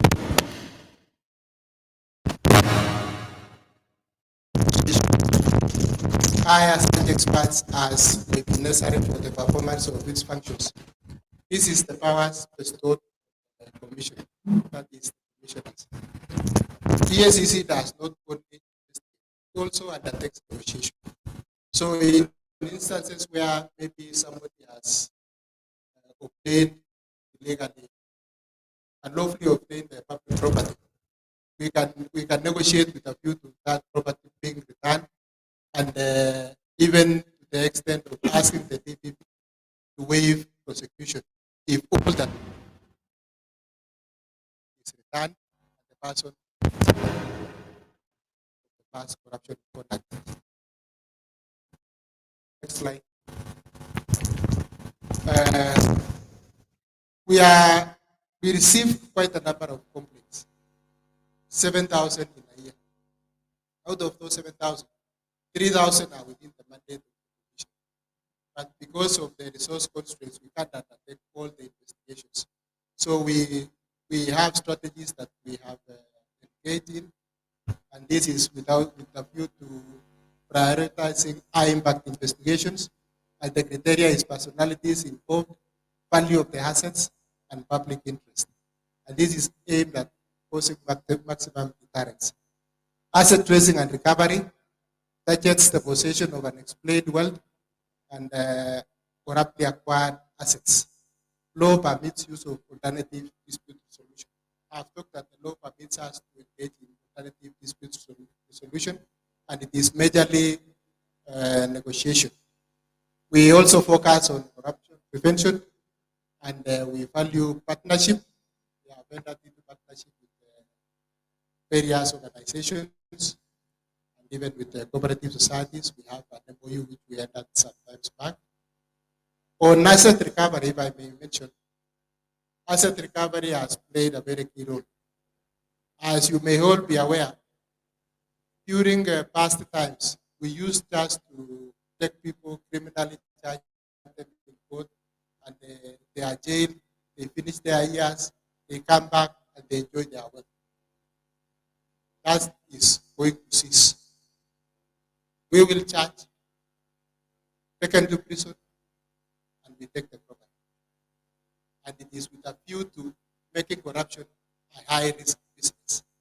So before somebody engages in it, he or she will see the futility of having to do so, because at the end of the day, the property will be returned back to the state. And we have quite a number of judicial pronouncements from our courts on return of assets. Next slide, please. So this is the process of investigation. It starts from receiving the reports, and then you go to collection of documents, identification of the persons involved, you analyze the evidence, and then you submit the report to the DPP. So on the receiving of reports, you determine whether the matter falls within the mandate of the SEC. If it does not fall within the mandate of the SEC, we forward it to the relevant institution, or we advise the person who reported accordingly. On collection of documents, we do get the documents from the institutions concerned, ascertain the sufficiency of that evidence, and then we prioritize the cases to be investigated. That's using the strategy that I mentioned. And then we conduct interviews.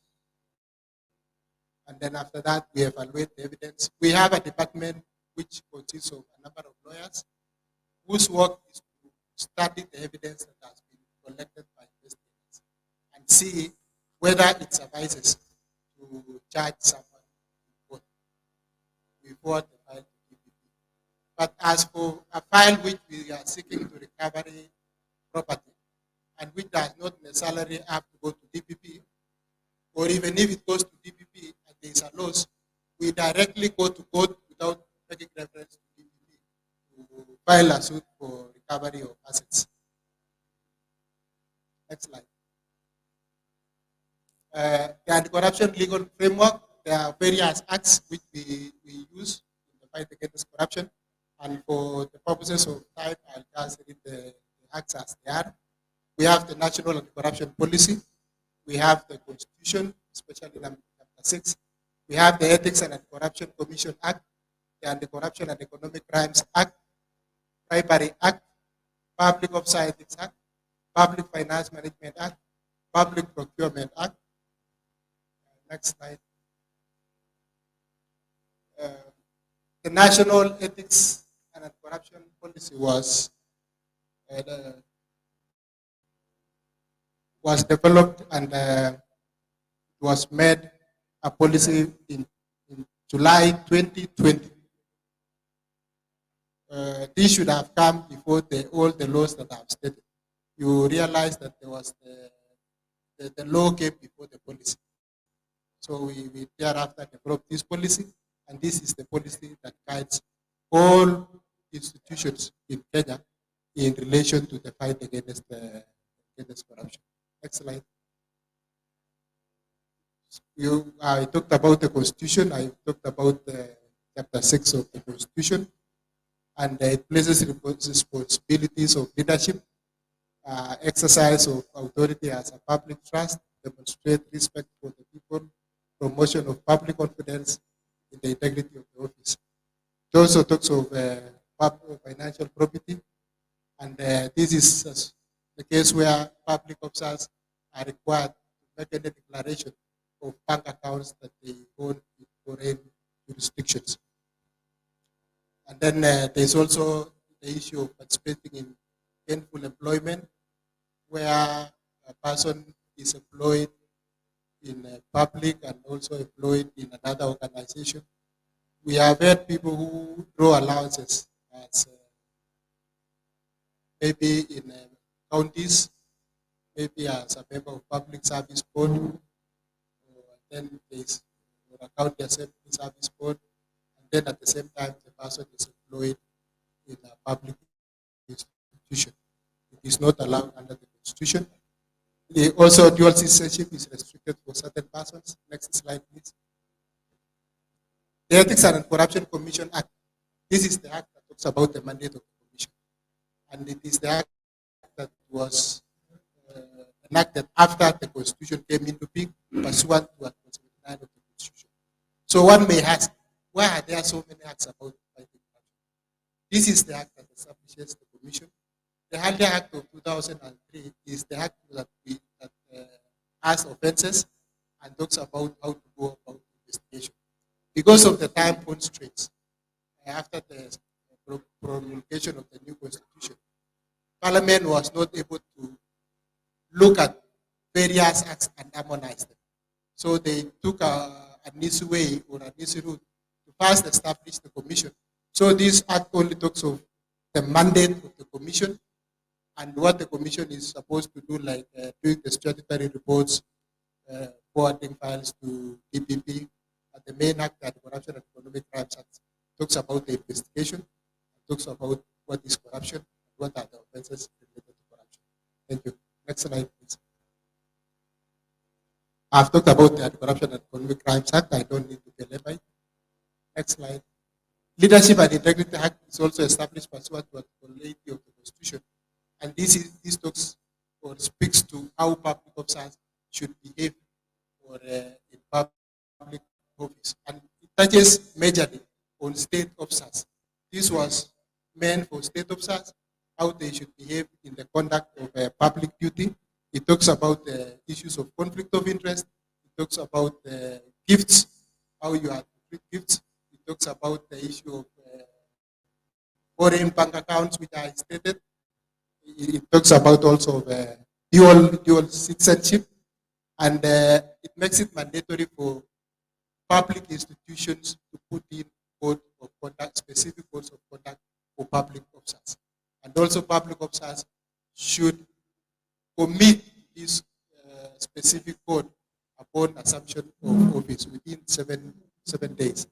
Next slide. Now we are to the Bribery Act, as I stated. It is a joint effort of the private sector and the government.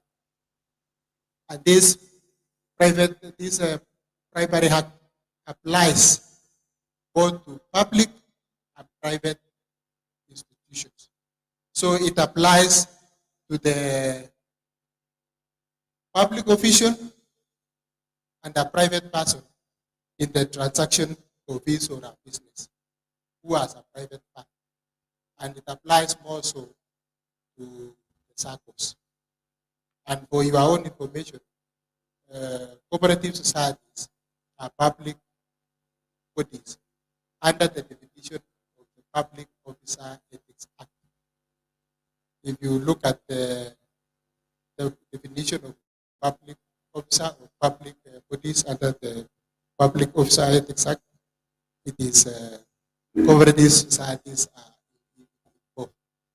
So previously under the Anti-Corruption and Economic Crimes Act, Section 39 was dealing with bribery, and it was more biased to public institutions.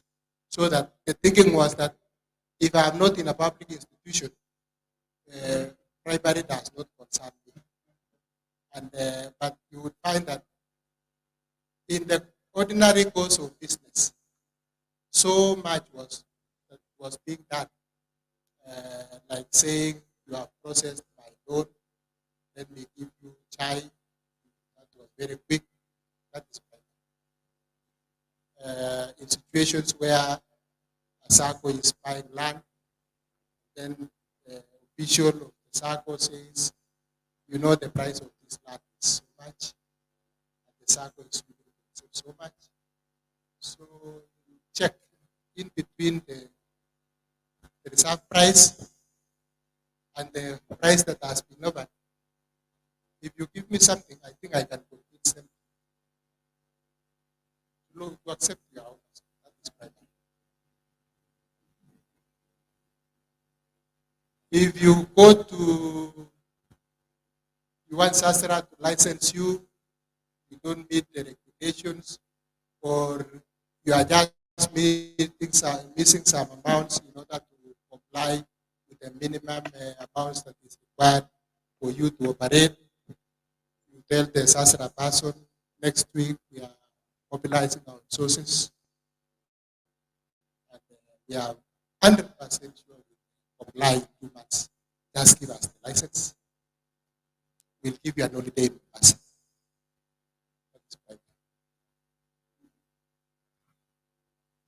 When it comes to tax issues, you want to pay less tax, or you want to declare your income, you see the taxman, that is private. You take money to employ somebody, that is private. Even insider lending is one of the offenses. Next slide, please.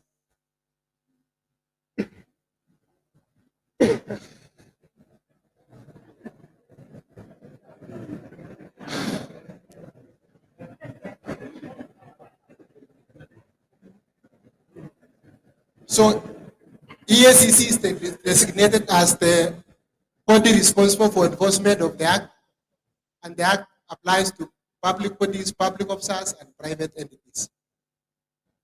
Public and private entities under I think section 9 of the Act, SACCOs have a duty to put in place procedures for prevention of bribery. And it says, for the benefit of doubt, a public or private entity shall put in place procedures appropriate to its size and scale and to the nature of its operation for prevention of bribery and corruption. So, both private and public institutions, SACCOs included, are supposed to put in place procedures and mechanisms for prevention of corruption. And it does not say may, it says it shall. And failure to do it is an offense. And those are not my words.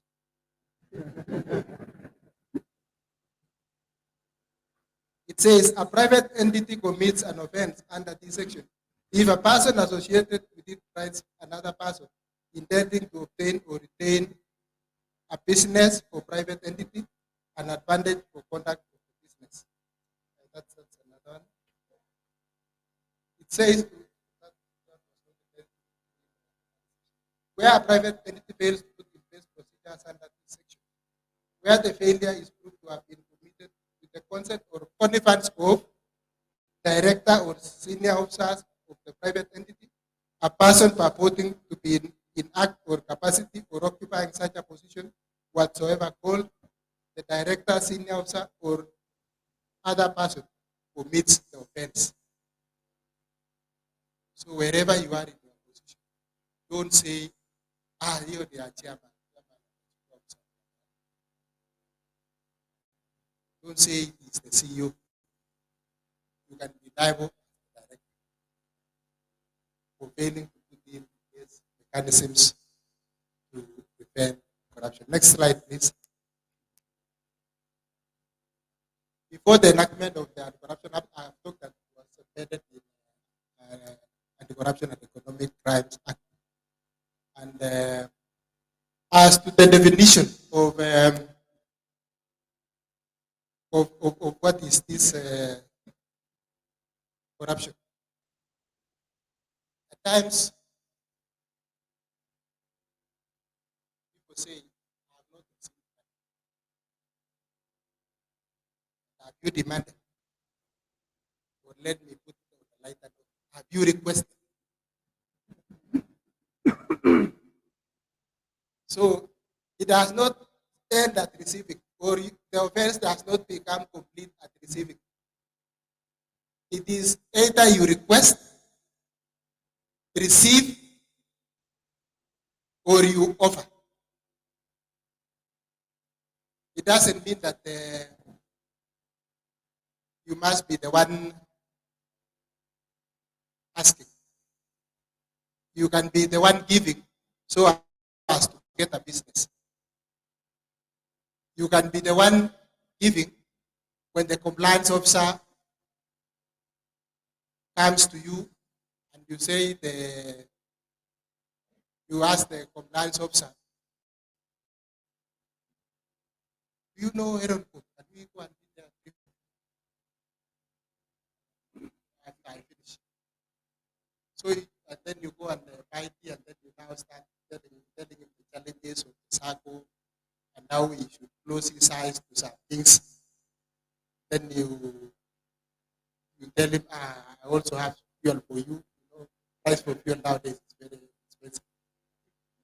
So the person may be tempted to take the fuel. So you have offered bribery. That is the simple definition. It is receiving, requesting, offering, and it doesn't have to be money. It is any advantage. If I give your family an holiday in whichever part of the country, surely you will say that is a token. You can put it all manner of gallery. Next slide. I've talked about receiving, agreeing to receive. So normally when we undertake, you have seen us undertake sting operations. We might undertake a sting operation once we are called, is somebody demanding a bribery. So we do what we call sting operations. So the person comes, we do the negotiation, and I need to tell you that that negotiation is recorded, so you don't run away. Somebody will verify that it's your voice. So even if you don't receive any money, and the investigator is very sure that the conversation is about an advantage, so you will be arrested at the time. Next slide. So an advantage has been stated to include, among other things, money, gifts, loans, fee. Now that SACCOs are giving loans, you can give somebody a loan as a form of bribery. Maybe the person was not even entitled to a loan, but the person ends up getting a loan using some other forms that you may all be knowing, and they end up getting money. And other instances, let me digress a bit. We have seen situations whereby when we are pursuing persons who have unexplained wealth, and these are persons with very big money, they go to SACCOs, they get the SACCOs to register their vehicles or property against or to charge maybe a motor vehicle. So it is like the SACCO financed the purchase of the motor vehicle. But in the real sense, the person has just taken these motor vehicles and in conference with the management of the SACCO, they perfect the paperwork to look like the SACCO gave him a loan. So you need to be very careful so that your SACCO is not put into such kind of maneuvers. So when we come at CACC, we have to go to the roots. When did the loan, when was the loan given? And the paper trail does not cheat. When you go to the car dealer will tell you this car was not bought by SACCO. So let's all at times be careful so that our SACCOs are not caught into circumstances which they ought not to be caught. So it's about reward, commission, employment, property, protection, facilitation payment to expedite or secure. Facilitation is what I talked about, fast tracking the process of somebody's loan.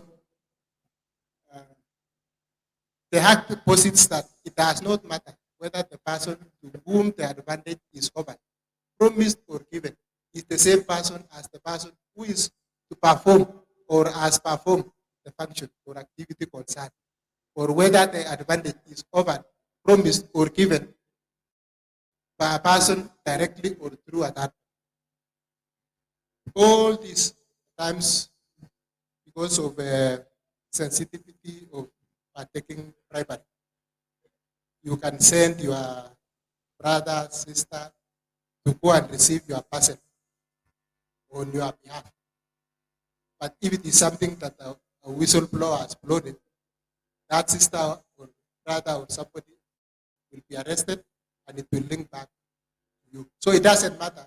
You will not say, I was not at KRA, so you could not have bribed me to assist you at KRA. I don't work at KRA. The fact is that you will receive bribery and with intention to do something. Whether you are capable to do it or you are not capable, that is not the business of the law. Next slide.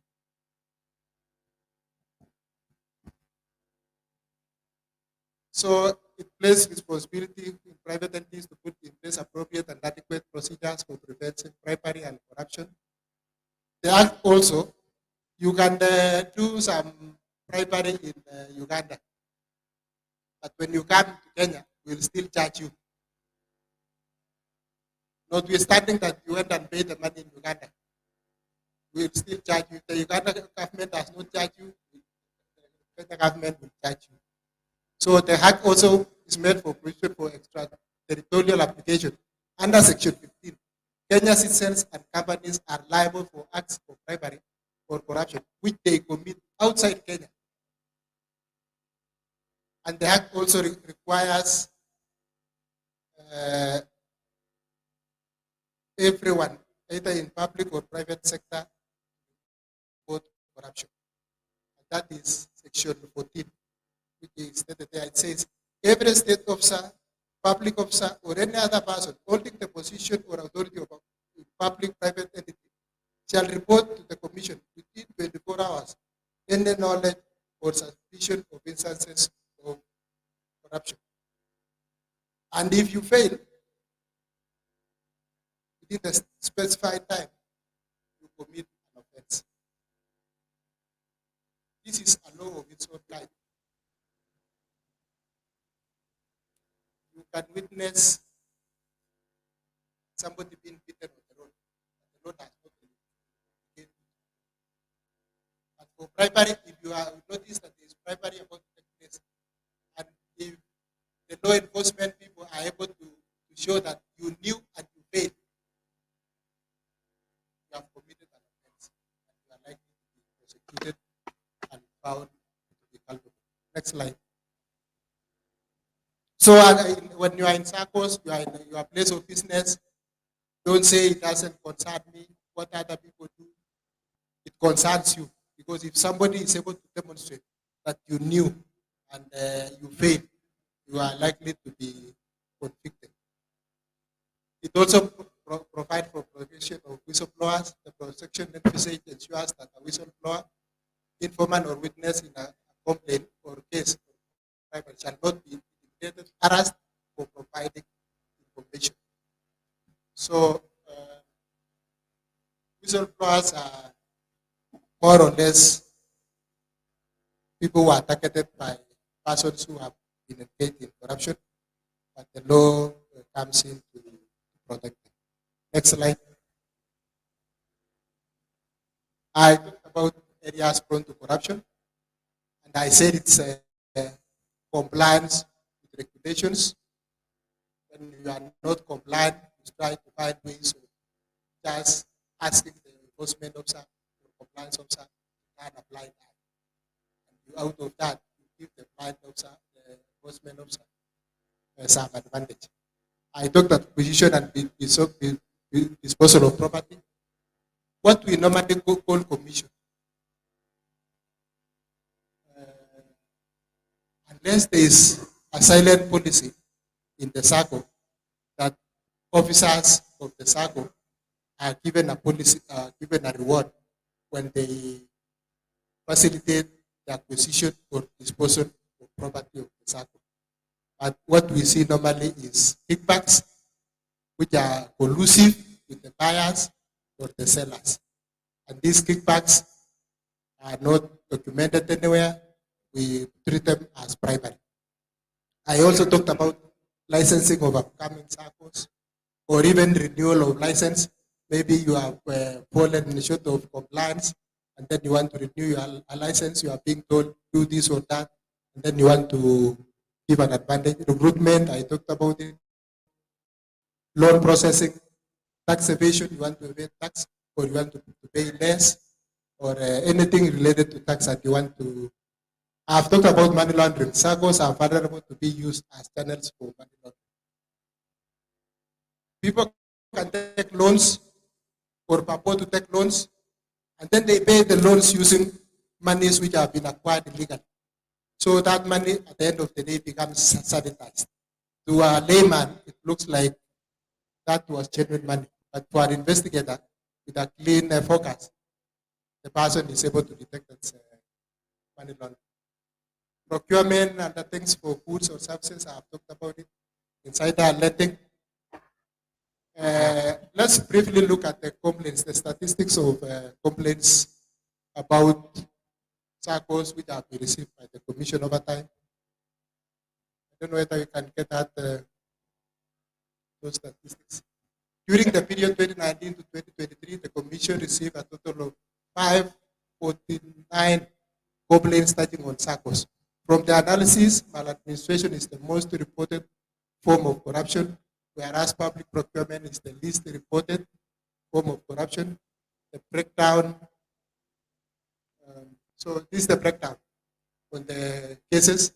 You can see maladministration 218, embezzlement 59, bribery 54, fraud and all that up to 549.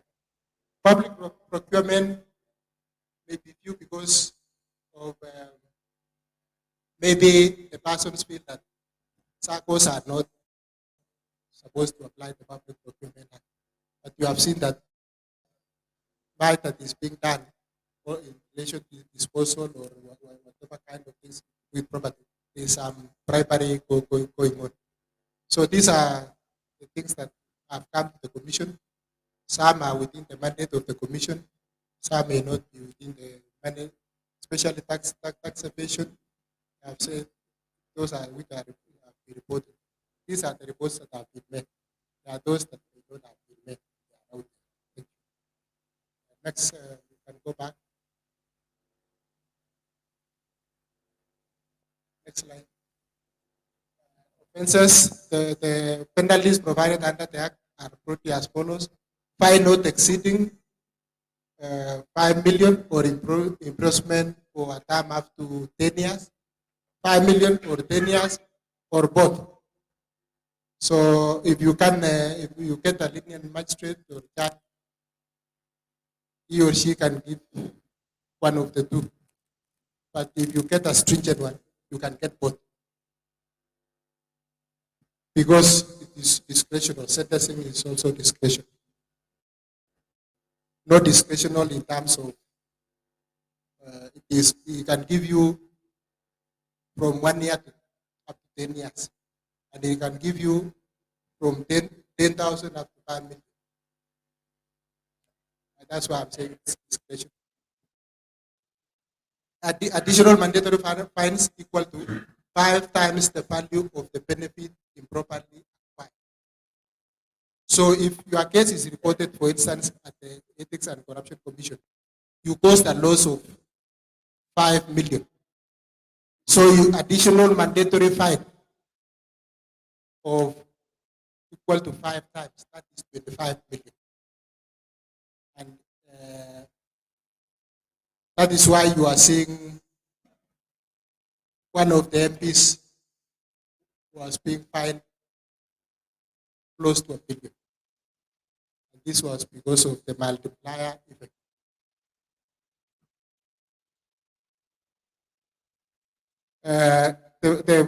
It also leads to being debarred from doing business. Disqualification of a partner in a firm convicted from serving as a partner for more than 10 years. You are disqualified from being a director, partner in a company in Kenya for more than 10 years. And also for holding office, you are disqualified if you have been convicted and you have exhausted, as they say, your rights for appeal. You will be disqualified for more than 10 years. Next slide. disqualification from companies from directing business with the national or county government for the period of 10 years if you are convicted. Next slide. I did talk about the Public Option Ethics Act. Public Option Ethics Act affects public officers other than the state officers. And this is the act that requires every public officer to make declaration of wealth. Next slide. While other applicable laws, we have the mutual legal assistance, which we apply as a commission, and also Public Finance Management Act, Public Procurement and Asset Disposal Act. So I think I have stated a lot about bribery and how it applies to private institutions, which includes the SACCOs. So one key thing is to put in place mechanisms for prevention of corruption. The other thing is about reporting. The other thing I've informed you of areas where corruption can occur. As the regulation, as in matters of the regulation, we have developed the regulations. They have been cassetted, which by the Office of the Attorney General. They have been to Justice and Legal Affairs Committee of the Parliament. And we have also developed guidelines for putting in procedures for prevention of corruption. So the stage in which we are in now, we are to put it to the public, that is including the SACCOs for public participation, so that they are taken back to Parliament for purposes of legislation. And we are also putting in place model procedures to be used by various entities appropriate in terms of their data appropriateness for purposes of putting in those procedures. So that is where we are in terms of guidelines and regulations. With those few remarks, I wish to end there, and I apologize if I bored you. I'm a lawyer, and I do it like I'm submitting before.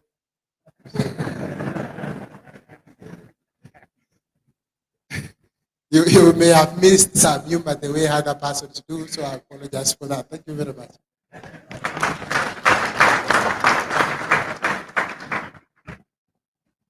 Thank you very much, David. I can give you assurance that the class was very attentive due to the sensitive matter being discussed. I'm also urging my colleagues and friends, don't fear asking questions. It will not be interpreted that you are, you are the one doing it or you have ever done it. This is for the purposes of learning. And again, whatever is asked here during this session will be taken like the way you ask question in class. It's not to be said that so and so is corrupt in any way, because it was a session for exchanging information. Having said that, David, I know you'll be keen to take questions. We are taking questions in batches of 10, and then if they will not have been exhausted, we take another one. Who is the first one to go, having given that that assurance? Ernest and Anthony, maybe because you are, and please say your name and the SACCO, not because of anything, for our records. Hello, my name's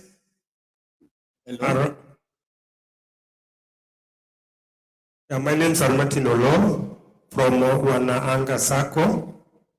Maybe I have two or one for clarification. One is sometimes back, somebody tried, maybe I don't know whether it was a con person, says that your SACCO is being investigated by the anti-corruption together with the DPP. So they were trying to call that SACCO so that they can see how to help this circle. Have we ever had such a case? Are these people colluding with your organization, and what can be done about that? The next one is, you have just said that SACCOs are also government entity. This happened to Wananga Sacco. We used to have a number of KDF official members of Wananga Sacco. At one point, the KDF decided that all the uniformed officers should not involve themselves in any Sacco, regardless of whatever the amount of money they had borrowed from such Saccos. And in fact, it gave us a burden. Now, in such a scenario, that could be ethical or not ethical, and what can maybe such an institution do, because this is a government to a government, you as anti-corruption, and your advice. Thank you. Good morning. I'm CP Agoyabo from Finance Sacco CEO. That was a very good presentation, Mr. David. However, I have the concern. I'm asking as a true Kenyan, if this is what is there, do our leaders do it? Do they practice it to the letter?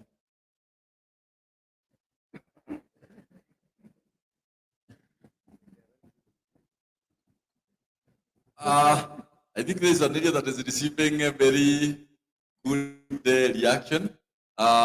Let's continue with the back. Come this way, share. Anthony, gentleman.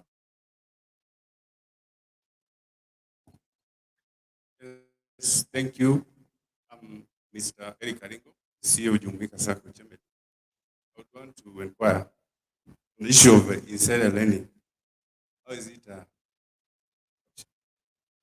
Sorry, can you be a bit loud? I'm seeking clarification how insider lending becomes corruption. Then, number two, if a fraud happens in a Sacco context, we have so many agencies. We have the Anti-Corruption Commission, DCI, the Sacco Banking Fraud Unit. So just clarify, which agency is responsible for handling fraud cases in Saccos?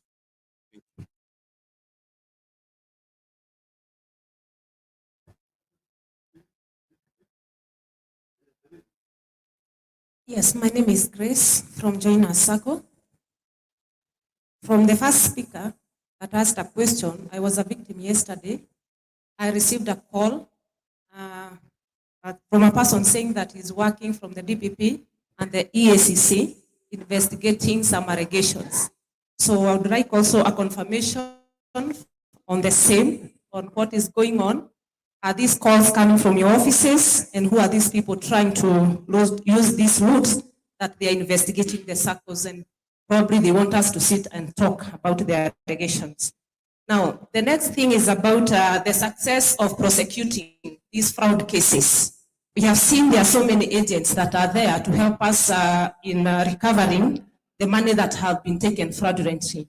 But it is easier said, but when you come to the implementation of it, it is a hard thing. So you have the evidence, you have every documentation towards it, but the success of it is very difficult. What are you doing to ensure that the Saccos are in a position to recover money lost in the hands of those entrusted to them? So the other one is, I think I'm done. Thank you. All right. Thank you, Jonas. Then Chair Azina.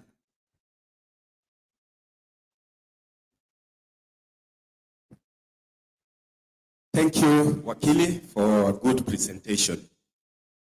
I have a concern. Personally, I've worked through EACC when it was CAS, trained as an integrity assurance officer. I also chaired the Ministry of Finance as a corruption risk assessment, and I went through to the district treasury to see on how we can change. What I'm concerned is that the changes are minimal. You have seen, you have done research, and you have really come up with all the evils, the primary and evils that are under corruption. But when I look around, I'm so sorry that I am not happy that there is any development.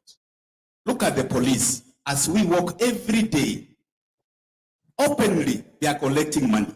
They have parked their cars, they are collecting money. There is not even one vehicle that is taken to police station because they have noted that it has a problem. And you all know, EAC knows. Look at the government entities that are doing it, are working, I mean, they are concerned, I mean, they are working with the projects, big projects, roads and water. Every day, you can see those evils. You can come up with very good presentations and sensation, but we need to see corrective actions so that we are able to behave. But if we can speak and speak in many meetings, there is nothing that is coming out. Leadership is not talking about anything about corruption. You see a big news, opening cameras. There is no mention. We go to meetings, we talk of other things, not corruption. We are failing. And something has to be done. So, Wakili, you can change strategy kindly for this nation to grow. The people are accepting corruption as part of life. That is the message I'm giving you. Unless we change strategy, we change.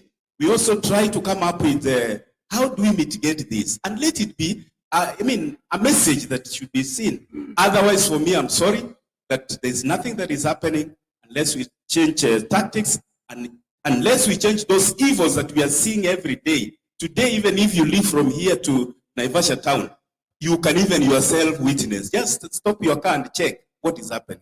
They are literally collecting money. Kindly, let's change so that when we give this crusade, we are making sure that we are making changes. Those are my observations. Thank you.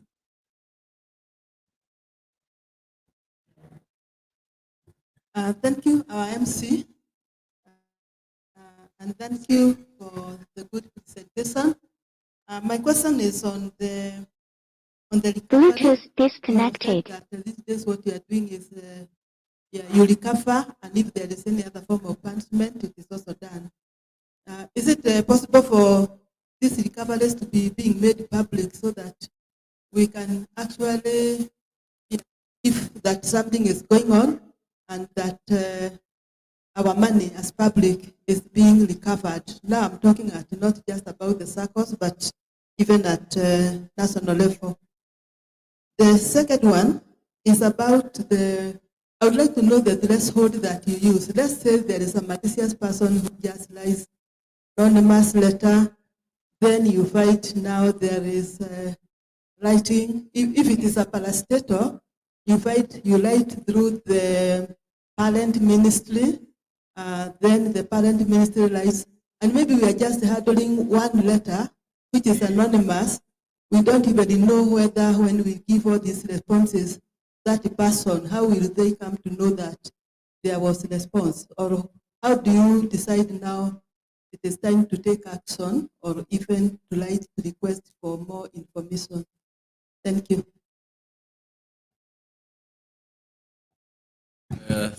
Thanks a lot. I think these questions are 10 already because some people ask more than 3. Kaide, don't worry, we'll come back to you. First of all, we hear David respond. Welcome.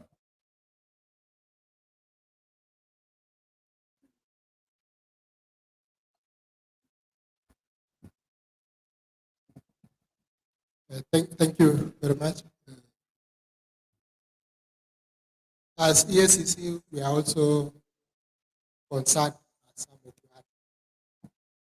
We are human beings. And one thing that I should let you know is that fighting corruption is every person's responsibility.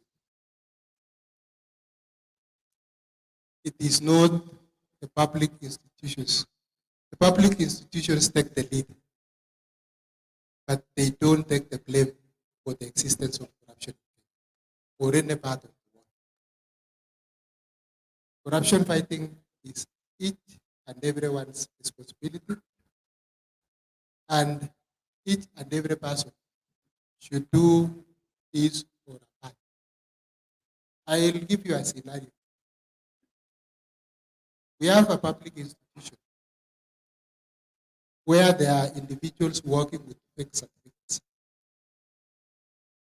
Instead of the public institution taking the administrative action, they say, forward to EACC, let these persons continue working, and we wait for EACC result.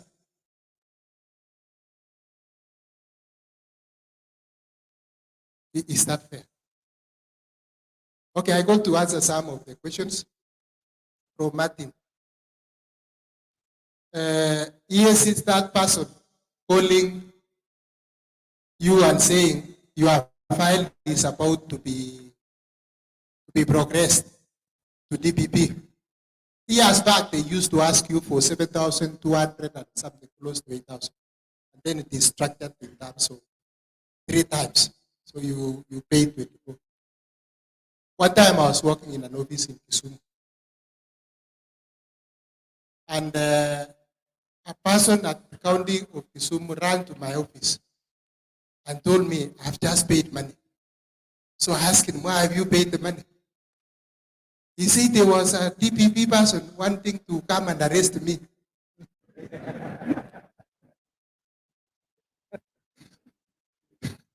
So I forgave him because he's a lay person. I couldn't tell him about the procedures of the arrest. So when I listened to him, he had already been caught.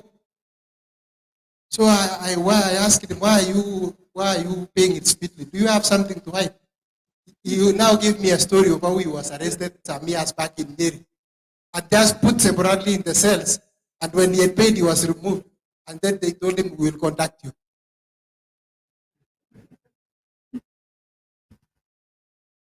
In the last regime, 2 governors called me.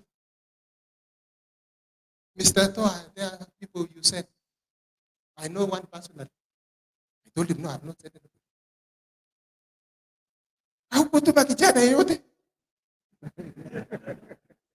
So I told him, governors, you know me. What have they done? And so I told him, I hope they have not taken money from you. He said, I'll call you. Later on, I learned the governor had given out money. Because Mr. Toy had asked for money. And surely I did ask. We have people going by the names of our investigators. We have someone, we have taken him 3 times to court. Because there is an issue of, up to the 4th time we asked the court, Kenyans are servants. And you kindly put this person, just don't give the court. That's how it happened. And he confessed to us when we were leaving him the first time. He said, I had not stopped. People readily give money when you tell them it is EACC.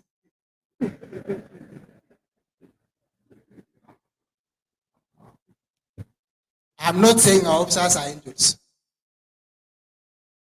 They are sons and daughters of our mothers in Kenya. We have charged some of them in court where they are found to have committed, or they have taken bribes, or they have committed offenses in the course of their work. There are some of our colleagues who have been charged. There are some even who have been charged for forging certificates. So I forewarn you people, whenever somebody tells you about EACC and DPP, tell him to come and see you in your office and to produce his badge. Of course, he'll produce a badge which has been manufactured for EACC and then call EACC. That's how we have managed to arrest quite a number of them. We arrested a person who was going to go to a governor, the last governor of Kilifi, who is now the speaker. And he was operating as a DSCC person. The person is in court. So for those people who call you, don't fall prey. And they also do their research. Somebody said, today you collude with DSCC people. I may not have a straight answer, but there are those we have found that EACC persons are not involved. A report has not even been made to EACC, and somebody has paid money because his file is about to be fast-tracked at DPP's office. So I'm not saying our officers are angels. There are instances where they can get involved, but the most common persons are impersonators.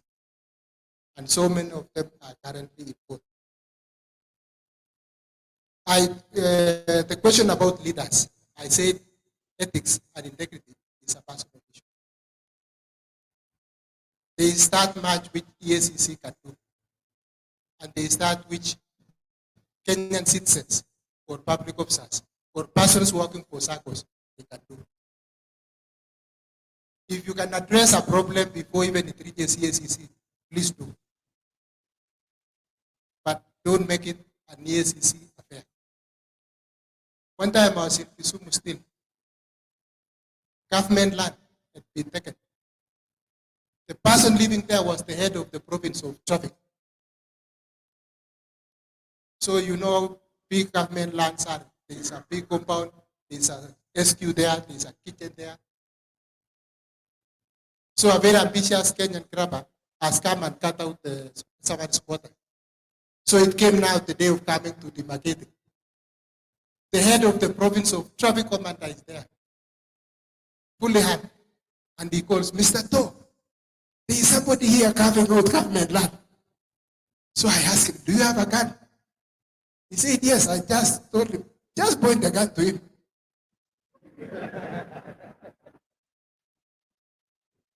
And I tell you a practical example, somebody of NIS in Kakamega.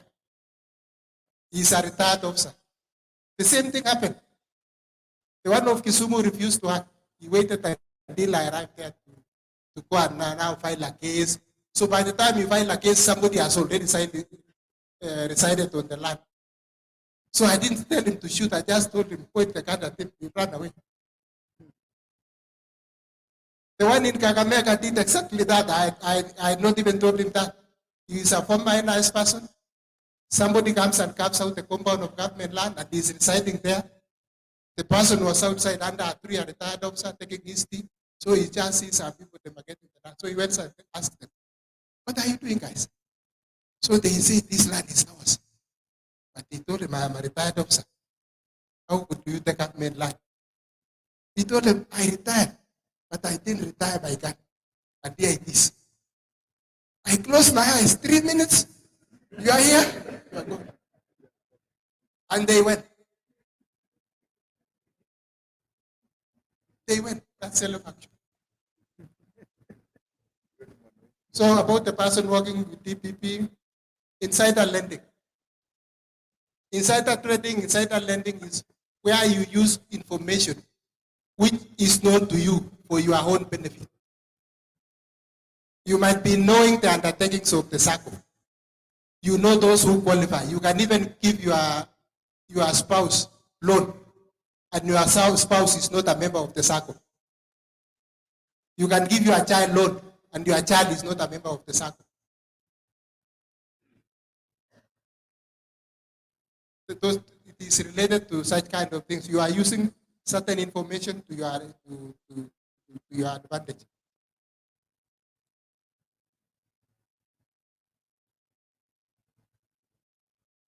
As for the success in prosecuting cases, we've posted, we normally do annual reports and we post the convictions that we've been able to succeed. There are those which are highlighted by the press. And I urge you people that don't lose hope. A fight is never won in one day. Even in the developed world, the Syria's proud office, the Americans are still tackling corruption, but not at the scale at which it is in developed countries. So on issues prosecuting corruption, we finish a case, send it to DPP, DPP looks at it, says there is no enough evidence, go and look at this and that. It comes back, we review it, we take it back there, it goes to court. In court, there's issue of fairness. You have to listen to both parties. You listen to the accused, you listen to the prosecutor. There is a right of appeal. But the saving grace is that currently, as for recovery of assets, there is an anti-corruption division of the High Court which has been established. And where I sit, there is hope. Progressively, some years back, if there are some of you are lawyers here, there were certain principles that you would find it very difficult to surmount. But those principles have since been overruled by subsequent judges. There were times when a grabber would wave to you a title and say, this is past registration, my friend. There is nothing you can do. Go where you want. And the judge would believe it. Came the new constitution. That is not the case now. So there is hope. Don't be despaired and say to Mekufa. Because if you despair, you cannot fight corruption in your places. EACC used to arrest police, traffic police, right, left, center, everywhere. One day they harmed themselves with a gun. They go to the traffic station, wherever, and they have a gun. One of our officers was shot at the Weybridge, that one of Mombasa, which was very notorious. The officer was shot. That's because they had grabbed a policeman. One of them broke his leg in Kisumu when he jumped over a flyover. So from that time, they harmed themselves. EACC, except for where we are going for a raid, we don't necessarily harm ourselves because we will not be coming to ourselves with harms. We do investigations, friendly investigations. So it is also incumbent upon all of us. We have been in touch with the Inspector General of Police to see how police officers, apart from being taken to court, what reforms at the police do.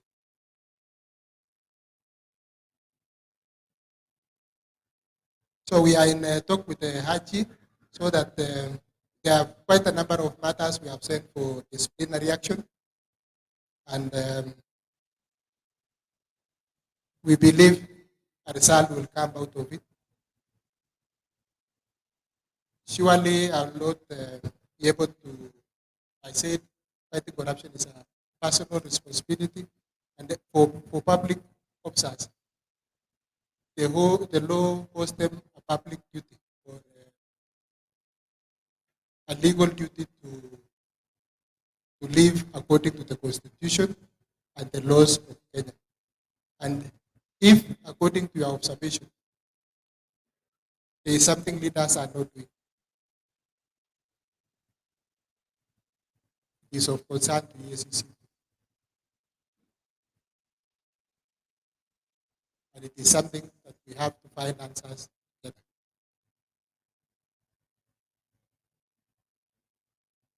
But where offenses are reported, EACC investigates and takes appropriate action. And where an offense is disclosed, we forward our files to DPP, and the DPP takes the appropriate action. So that discussion of what can we help, what else can we do? We are doing what we can as CSEC and in accordance with the law. We have 50 million Kenyans plus, and we have 700 EACC officers who are supposed to investigate each and every corruption case in Kenya. Ordinarily, we receive around 7,000 cases a year. 3,000 or thereabout are corruption related or within the mandate of the commission.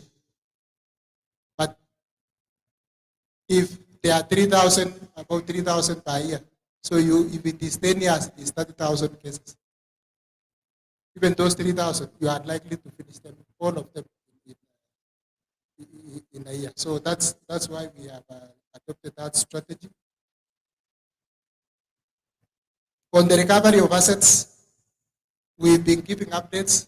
We also do annual reports on the same, and we at times publicize what we have recovered.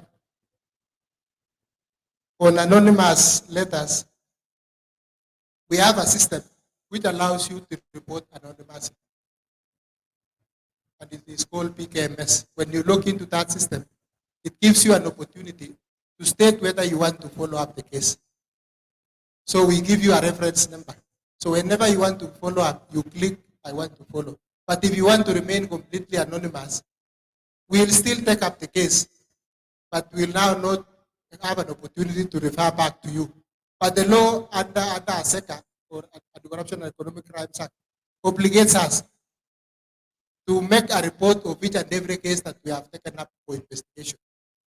So even if it is anonymous, there are quarterly reports to DPP indicating the number of cases that have been finalized and forwarded to DPP.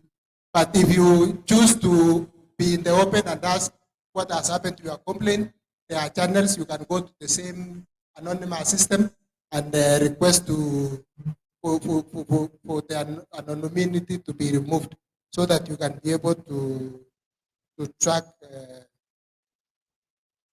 your case. So I urge you all that fighting corruption is individual responsibility. The authorities like EACC are the lead agency in the fight corruption.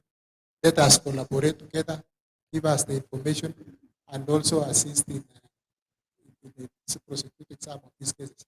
There are instances where when we charge people, it reaches a time a witness is compromised. The witness either disappears or changes the story. So I understand the feelings that you have, but all is not lost. Thank you very much.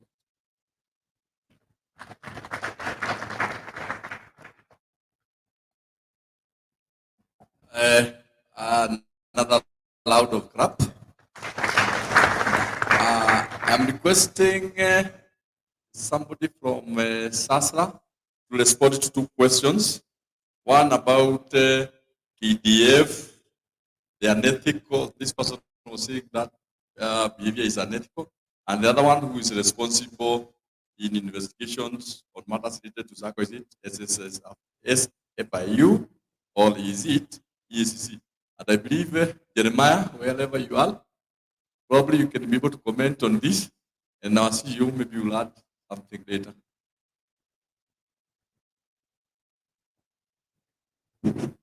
Thank you, Dr. In terms of frauds committed, in SACCOs, by SACCO officers or members of SACCOs, the reporting framework should be to the nearest police station in the first instance, because SACCOs are spread across the country. They are all over the place, and sometimes it is important to make a report so that it is booked in the occurrence book of the nearest police station as soon as possible. It is not practical for a SACCO like a Kopila team from up there, North Rift, to travel all the way to come and report, let's say, in the Mazingira house. So report to the nearest police station in the first instance. In the second instance, you are supposed to write to the authority, that is SASRA CEO, we know our address, and notify him of the fraud that has taken place or the suspected incidents of fraud that has taken place. And he will liaise with the Sacco Society's fraud investigation unit, which is in SASRA, and then determine the way forward. Now, should you feel very strongly that the matter should be handled by the Sacco Society's fraud unit, then in consultation with the CEO, they'll be able to pick it up. Now, the reason why that is we are so many SACCOs, that is our 359, we only have 6 officers from the DCI, and they are funded with a budget line from SASRA. It is not possible for them to cover the entire breadth of the country with the kind of complaints that are there. And some of the complaints are very minor. People fought in the board.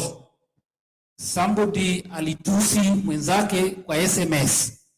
And, there are so many things that are happen.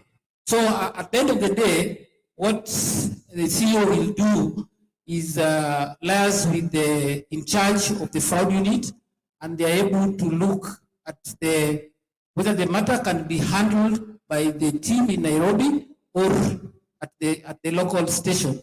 Now, when it is handled at the local station, our team, that is the fraud unit, can also still give support or liaison services to the Sacco as it is being handled by the local DCI. For instance, an incident happens in Busia or Lodwar, or your branch office, which is, say, in a very, very far place. It is not possible for these officers to get there. So that is the reporting framework. But like my senior colleague, Mr. To said, in matters anti-corruption and ethics, and ethical issues, the the one-stop shop is the EACC. They are the alpha and the omega in terms of being the constitutionally established organ for anti-corruption and ethical issues, whether they are in the public sector or in the private sector, like SACCOs. So it is in their wisdom as they analyze it that they can decide to refer it now back to SASRA or to any other agency as they may deem fit. And therefore, should you suspect instances of corruption issues or bribery issues or whatever it is, and you are convinced, remember he said if you fail to report, it is also an offense, get it there so that you are on the safe side. Don't say, I reported it to SASRA na hawajafanya kitu. Afadhali hakikisha imeenda kwa EACC, they will also be able to give a referral if need be or advise you otherwise. When I see you, there was the question that you had to answer. I think it related to a question came from, I think, Wanaanga. They were asking about the non-remittances, where a public agency or a public body decides that its members who have already obtained loans from another Sacco should no longer be members of that Sacco, and then they move away with the loans, and they are not repaying, and these are public body. And I believe, Mr. To, it was also tying on you, because the question I was asking, is it not an ethical conduct on the part of that public body? Because that is where he was trying to say that EACC as the ombudsman in terms of ethical issues ought to address it from the ethical behavior of that institution that decided to divert its members from one Sacco with loans to another one, or even refusing to remit their payroll deductions. Thank you.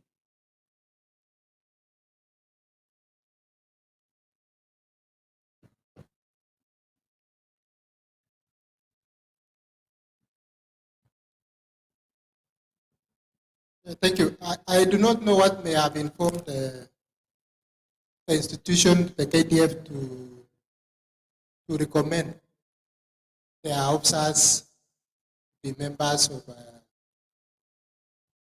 a certain Sacco or Saccos outside within the defense forces. But you find one may need to know what is the rationale behind, because if it is a contractual relationship between the employer, it is something that is beyond the employee. The employee has the right to associate with any Sacco. It is given. But if the employer has also said this is not the case, so the employee may not hope to go maybe to go to challenge and all that. So one may really need to understand where the public institution is coming from. There was also another question which I think I may have not looked at it. The issue of monies being lost by Saccos. I think the issues that we are discussing about corruption and ethical conduct, if those issues or mechanisms are put in place by the SACCOs, you are likely to minimize the loss of or funds of the SACCO. You can reduce it, but you may not eliminate it completely. Just as the case is happening with banks. Banks have tried so much to eliminate theft of their funds, but you find cyber savvy young Kenyans stealing money from banks, yet they are trying to put in all the mechanisms. So you can nurture the persons. I always tell people, even if we go IT, the persons who operate those IT equipment are our sons and daughters. If in their mind they are not ethical people or they don't live ethically, they can still manipulate those machines for their own advantage. So the thing is to deal with the culture of the organization. If you have 99 or 90% of the people who are good, you are more safe than somebody who has 50% who are good. So the issue actually is to try to prevent before it happens. And as I said, EACC is available to help in terms of putting in mechanisms. And to put in mechanisms is another thing. To implement them is the issue that is affecting most of the organizations. As indicated, we'll take up those which are corrupt and bribery cases, but for compliance on issues of regulation, it is for SASRA. And I encourage the SACCOs to make reports to EACC where you feel that there is bribery going on, there is corruption going on. Let's make the reports. We'll try to do what we can do. Thank you very much. Thank you very much, David. I'll see you. Thank you. I think mine has been, I feel the questions have been adequately answered, but I also get concerned the kind of cases you are getting, impersonation. You recall we have had right to use several, because people also impersonate us. And that should tell you that Kenya, there are people who are professionals and they know what is current, and that is what we're experiencing, David, with EACC. There's, all these investigative agencies, and we are no exception. It has happened to us, including impersonating our staffs and calling them so and so. And this is all this has happened to us. I think the starting point here is, how do you deal with that situation? Especially like what you say, you are aware of any case, active investigation. Are you aware? So that you don't panic necessarily. And I'm happy we have also had those sting operations. Remember the issue of supplement, people saying we are doing one or two things and we support SASRA in these. Some of you have actually cooperated with us to say, write the check and then tell the person to come for it. We have arrested. There's one case, one of my staff keeps going there, give evidence, but they take time. But you find when you do that, you deter them. It takes time before now they group again. But some of you, when you tell you, fine, cooperate, let the guy come, write the check. You don't cooperate. So what are you doing? Because you want to arrest that guy. So the point here is some of the cases you have said are real, you're experiencing them, is how do you deal with them and the action you take. So for me, I think let's be proactive. If you're not in the wrong, don't be quick. Like he's saying, the governor, his friend, quick to stop. We know those are realities, but as an institution, there are means and ways you can act. You're not like an individual who can get intimidated. Because you will have to hide internal controls, your risk management, this cannot happen. It's unlikely someone will come and take you because you are an institution, not, individual. And therefore, I think it's to appeal to you when we sound, those kind of letters you get, I know some of you will resist from yourselves. And we are quickly able to say this fake.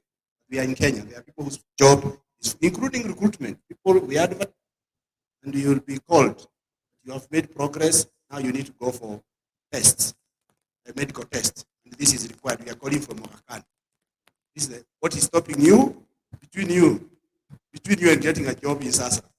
I mean, since when did you get called by a hospital for medical, examination to be employed? But by the time you are calling, your child or your daughter has paid 3,000. I'm sure it could be happening, but they are all manners. So let's be vigilant. Investigative agencies are very good because regulators, because they scare you off and you end up operating. So I think let's be very vigilant and be proactive. I think for me, the message is Anti-Bribery Act affects us as SACCOs.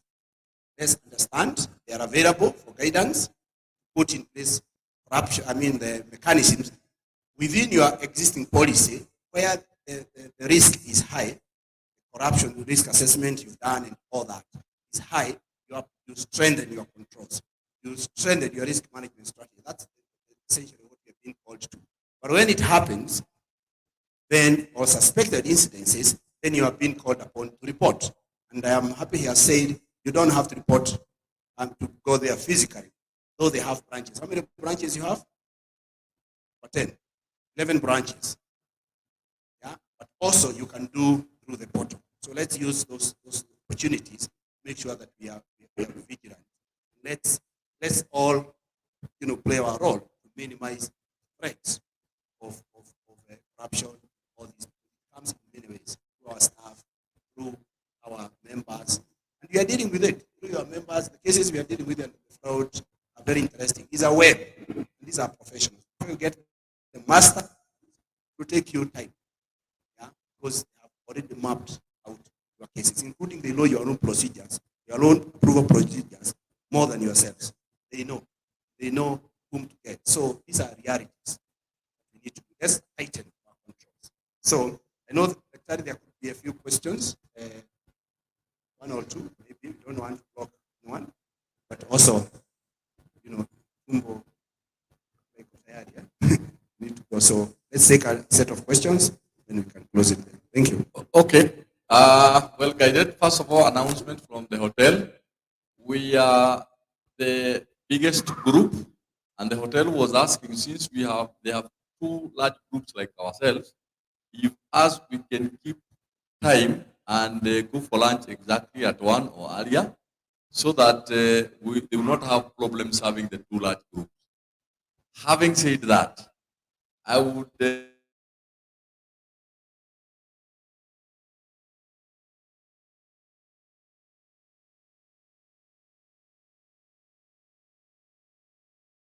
only want to take 3. Yes, the gentleman at the farthest end. And maybe because your mic is going to take time, this gentleman here can be asking.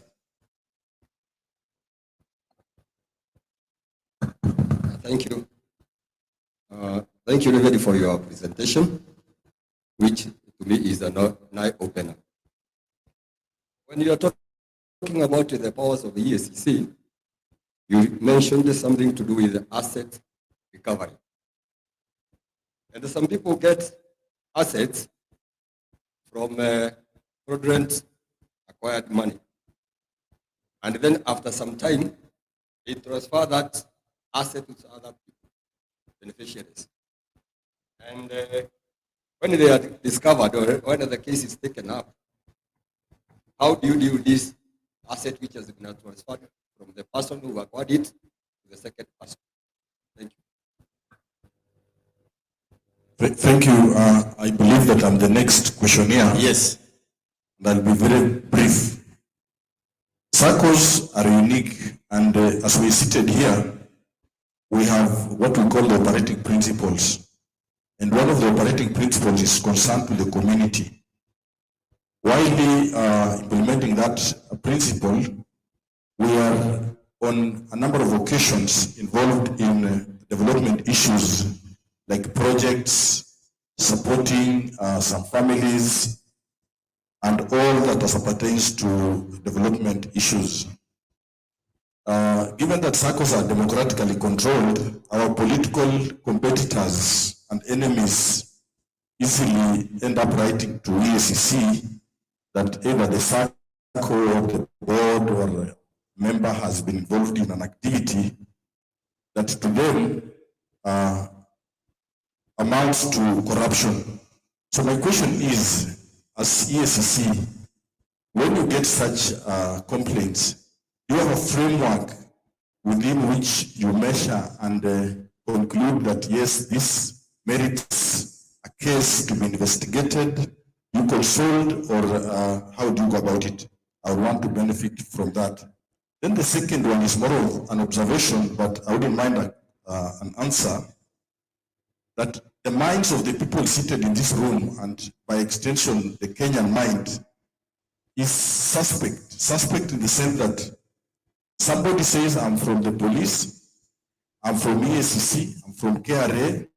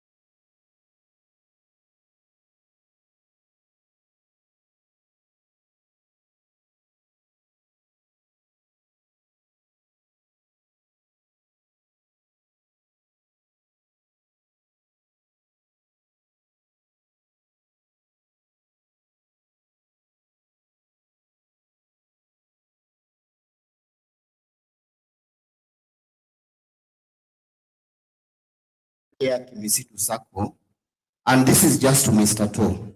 Actually, a very good presentation. But from where I sit, I look at this presentation as a bookwork theory, based on even the comments that have come in. Could you confirm to us that all this that is being presented is actually confirms what I'm saying? And is this a myth that these monies that are collected by the people who purport to come from ESCC are actually working with the insiders, and even the issue about the police is a bottom-up approach where the lowest police cadre is sent by the seniors, and that money finds its way up the ladder until the highest point.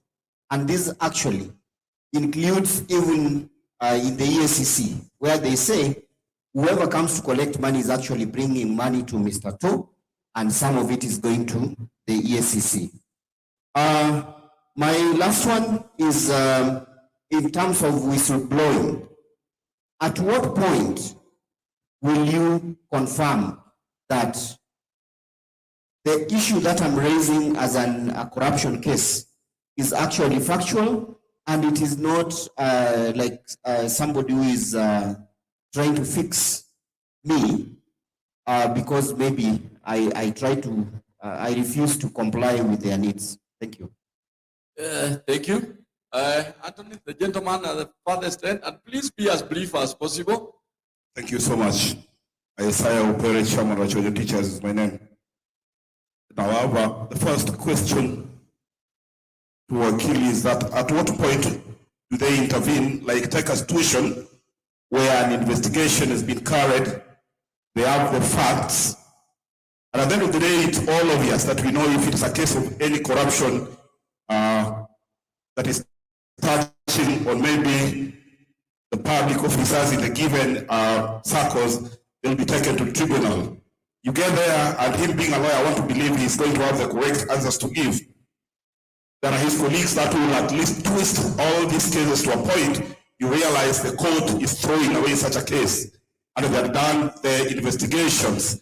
When do they intervene to at least save that situation? Because at their point of investigations, they carried proper investigations and they know of the facts. The second one, I wanted to reiterate and repeat what our colleague had said earlier. Not anybody here is unaware that the most corrupt institution in this country is the police.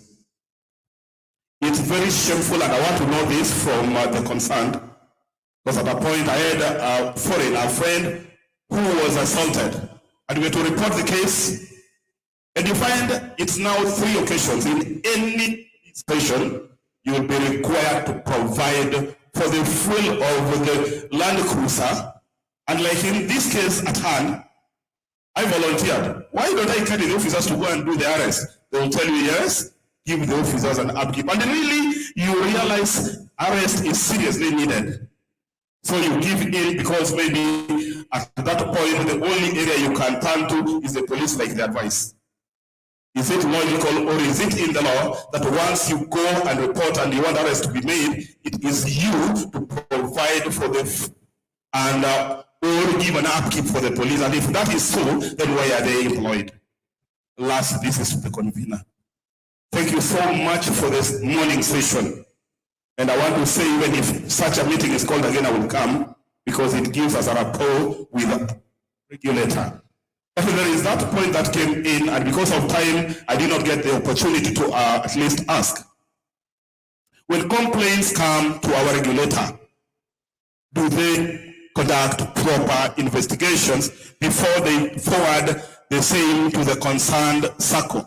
Because we realize a complaint is taken to SASRA, maybe because somebody knows somebody at SASRA, or maybe has been given the knowledge of go there and you'll be assisted. This is a person maybe you have sat with and already things are working the way you had agreed. Then it jumps over and you are given that please take care of that. But on a light note, I want to say this type of meeting today is making us being used to SASRA, because the other time when you heard from SASRA, it was like they were breathing so much fire that you say, I'm dying the next second. Kindly. Now, okay, by training, this is what we do. And I've been compelled to use now my discretionary powers to request one friend of mine, who is the chairman of a big Sacco, not to respond, because we came here for running, and we would not want one chairman being against another chairman, because we still require the services of both chairmen or chair ladies. So I'm also going to request, where the issue has turned out to be controversial, and they can turn a brother here against another one, we don't get the response. So that some of these things are discussed possibly outside the plenary. Lastly, anything that was said here, it has a qualified privilege like that of Parliament, and it should not be discussed out there. Like saying, you said my unit is corrupt, or you think they are the most corrupt. We will not want to take that direction. So, David, use your discretionary powers also to respond to those questions. Thank you. Thank you for those questions. The first question was on transfer of assets by persons who have corruptly or unlawfully acquired. There is what we call tracing of assets. And if you have acquired an asset unlawfully, you cannot transfer illegal proceeds. So that property has to return to the public. We have persons who have grabbed public land, they have sold to third, fifth, or 60 persons. The courts have returned back that property. And in most cases, we look at the we look at the law, and the law has been favorable to say any illegal proceeds, you had no capacity to transfer that which was illegally gotten, notwithstanding the issue of bona fide purchaser for value. There are very few instances where the court has talked about bona fide purchaser for value, and if in that instance it said it was a bona fide purchaser for value, you go after the value of the property. On the operating principles on issues where politicians accuse each other, this happens normally during campaign period or when electioneering period, or even for Saccos when there is a change, succession, or persons are fighting against each other. When in my presentation I did indicate about the processes of receiving, analyzing. So there is, when you receive, you evaluate the complaint first to see whether it is within your mandate. And then before EACC goes to the full investigation, they are subjected to PI. PI is a preliminary investigation. If it is not verified to be a complaint which we can progress further, it is abandoned. So it is closed. It is not closed at the individual level. Mr. Doll does not close your case or any case reported at CACC. It is dealt with at the committee level, and the committee has to be satisfied that the case has been properly closed. So don't be worried that you will be victimized because somebody reported you. But your spouse can report you that you have so much property. And if it turns out to be true, well, you are fighting together, but the truth is you have much property. So we should separate those things. Politicians may fight, and the way one says, this person did not qualify to go to university. And if it is found that actually you did not qualify, so the law takes its own course. But there are instances when a report is just to malign the person, and we don't get into that because you can't even take it to court. Thank you. The other is, I think it was an observation. Why do people are quick to just throw their money to persons who call? Even biblically, I think there was a time when Jesus says, whoever is without a blemish, let them throw the first stone.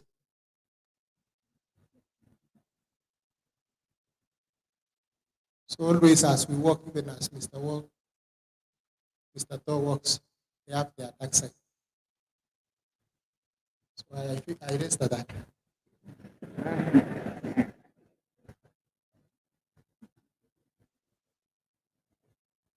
So there is something called the bribe out of the country.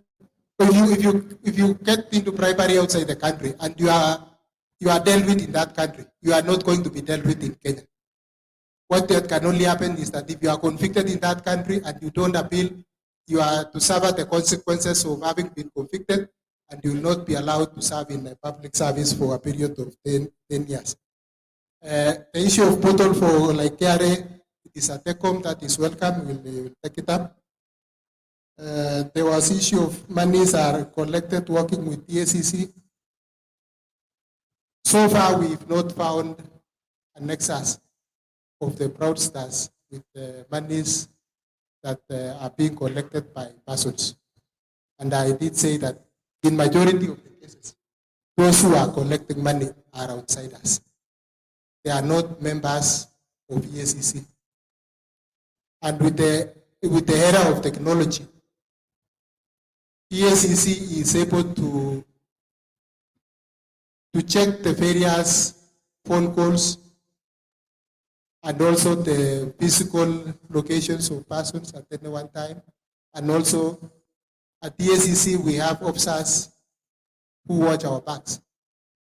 So at times I'm in an estate and somebody is behind me whom I don't know. I even don't know them.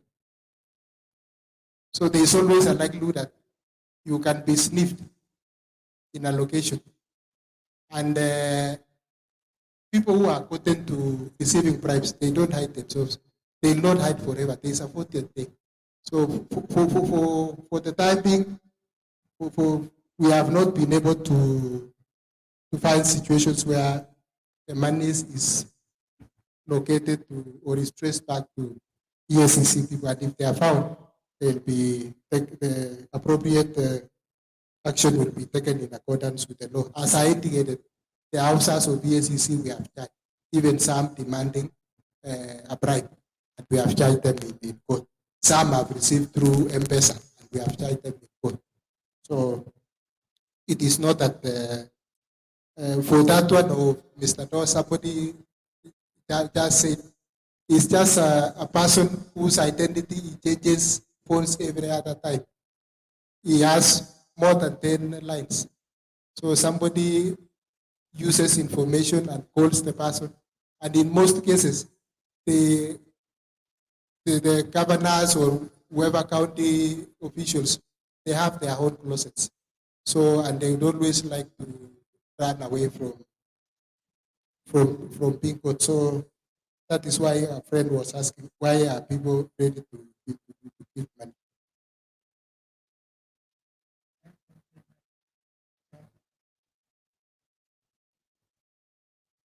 As for the police, well, it is an opinion, it's an observation, but it is something that we need to look at it, all of us.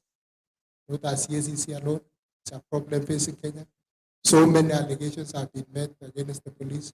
Even our corruption surveys, in most cases, they put the police not less than the three top most corrupt service delivery. So it is something that is in the public domain, that the perception outside there is that there is a problem with the police force, and this is a problem that all of us as Kenyans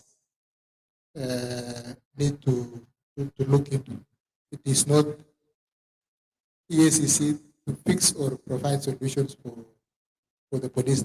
EACC can only do that it can do, but there are other things that can be done by the police force and other arms of government. For the whistleblowers, whether the issue is factual, I think I've answered that. There's a process of sieving out factual and those information which which are not factual. And if you talk about the police, we have found people who come from Christian backgrounds. It's just for you to think. They go to the police force, they have been brought up nicely. They went to Sunday school, they almost became pastors. And then they joined the police force. While at the police force, those who are crude are the ones always buying lunch until one day they asked this young man, why unafikiri utanunuliwa kila siku? So the young man says, but the salary is not enough, I can't buy you lunch. And the next thing is the guy found himself just in it. Not because of his liking, but because of circumstances. So it is a problem that is much deeper than we think. Thank you very much. Louder. Thank you. I would not repeat what the director or CEO said, that even in SASLA, when a complaint comes to SASLA, we do due diligence, as David has mentioned. The other thing, David, I'm happy that you are able to quieten the temperatures which was starting to rise here, that all have sinned, and it is a community responsibility for us to eradicate this evil called corruption. And anything that was said here was a perception. And I'm urging you as readers when we go out, please don't pick those issues. They're not personal. It was just about a discussion here. Let me now invite Yvonne to make one announcement.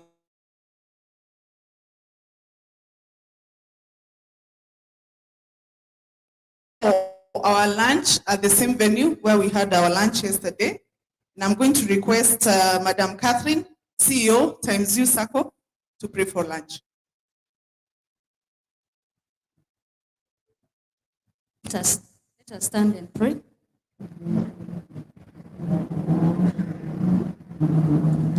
Our Lord and Savior, we thank you for the day. We thank you even for the presentations that we have done since morning. We pray that, Father, in the name of Jesus, you will help us even to have wisdom as we serve in our institutions and integrity, even as we serve. Now we are going for lunch. We pray that, Lord, you're going to sanctify it for our taking. We pray also for those who do not have.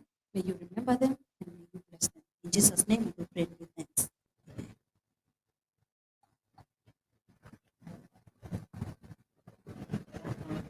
We'll be back at 2.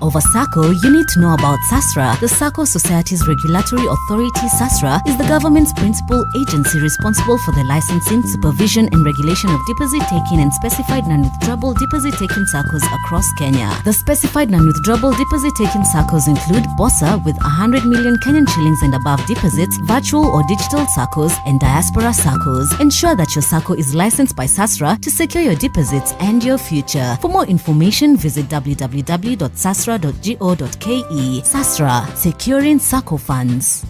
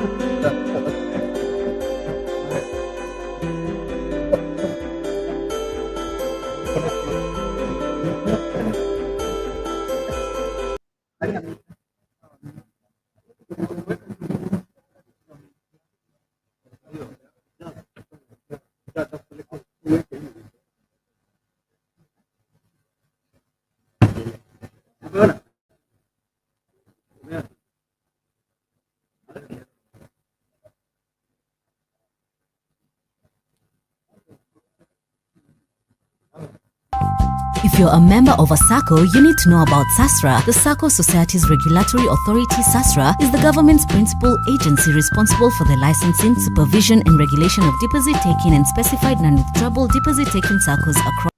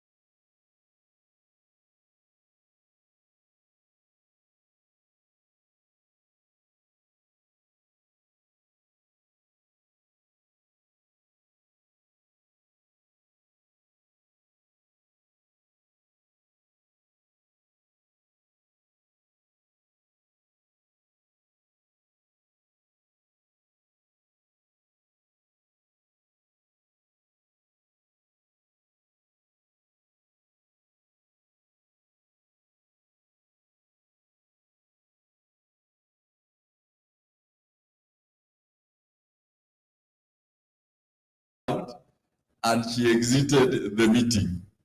Now, if I had insisted on being smart, do you think I could have solved that problem? It was not possible to solve that problem. So I am saying, sometimes even when we come to this sharing session, you would imagine that you have a solution to everything. Only for people to wonder, what is disturbing this one? We have a solution to this one and they've been solving those problems. So now, what I'm succeeding in saying is that even those people who are facilitators here have learned a great deal. They have known the challenges that we are going through. So thank you very much for educating them, telling them more about the sector, telling them more about the challenges. And I'm sure the session we had, it was very educative, both to yourselves and to the facilitators. Si makofi kidogo. Asanteni sana. Karibuni. I'm sure nobody went to see the hippo. That one I'm sure. It is only the hippo that was tempted to look at you.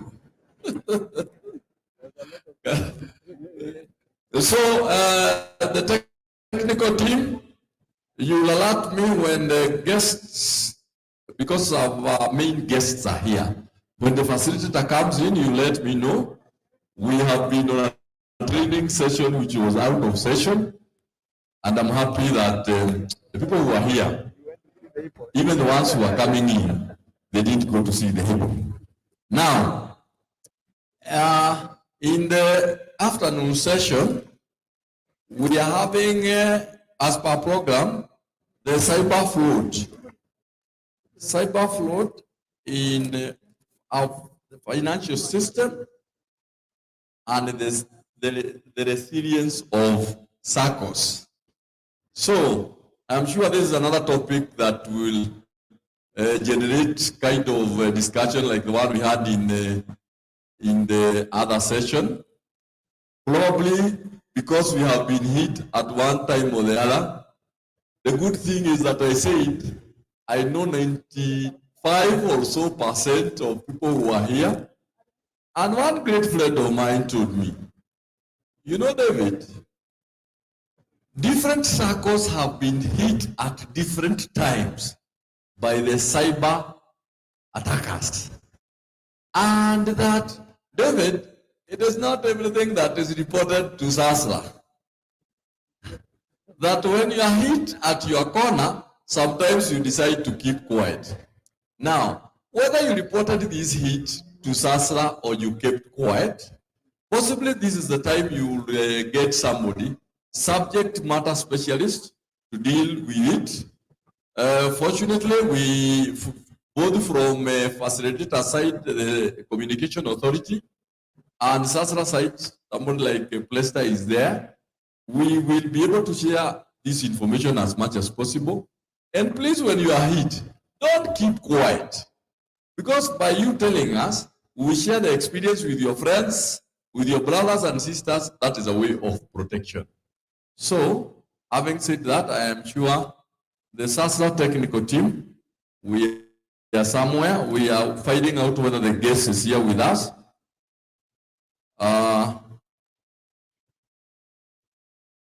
I am sure they will be giving me response in a short while that the guest, the facilitator is here, because our people were here early and we kept our time. So thank you very much.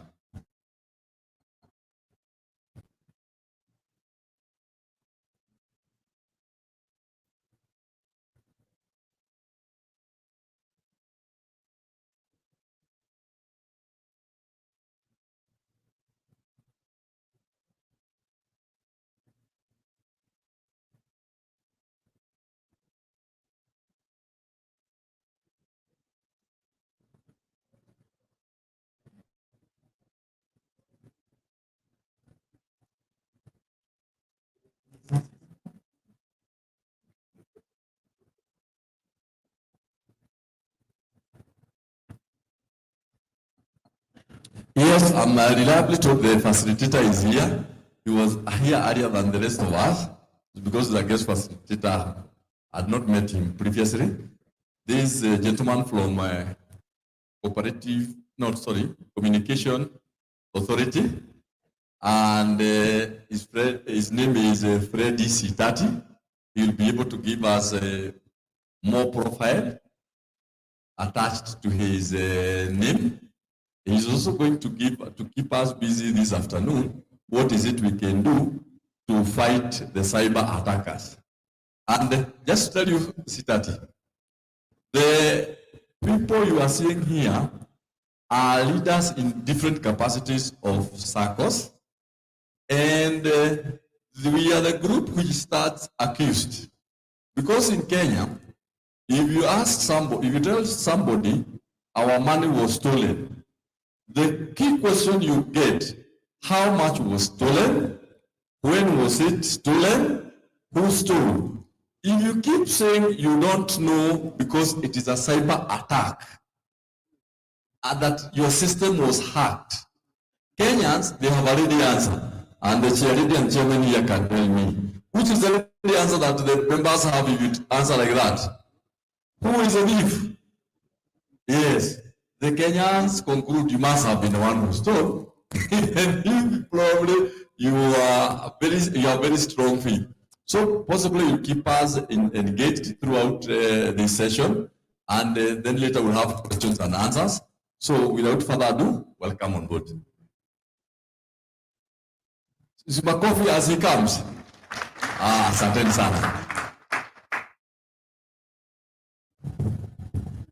Thank you very much for that introduction.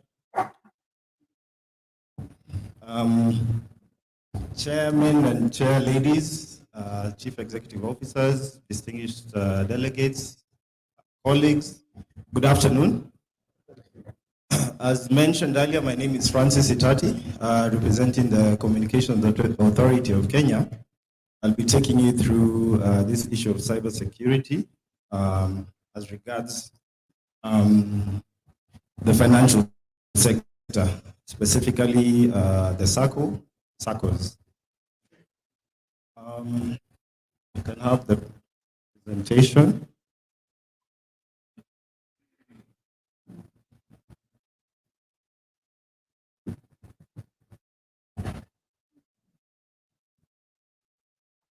Can you see at the back? You can see? I think we're having a technical challenge. We're just trying to sort it.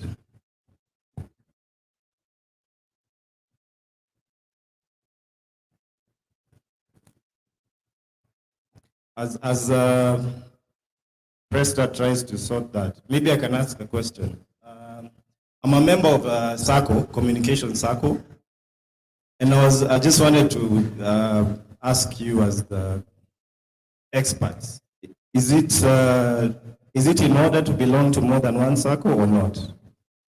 I've had conflicting reports about that. Maybe as we go along, we'll get an answer to that.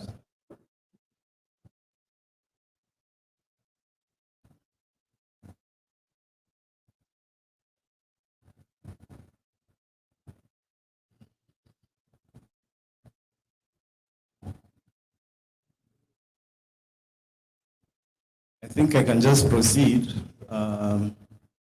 So this is what I'll be talking about today.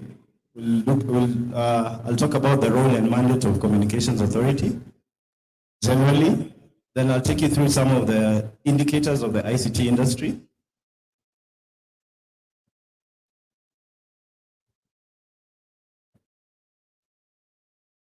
Okay.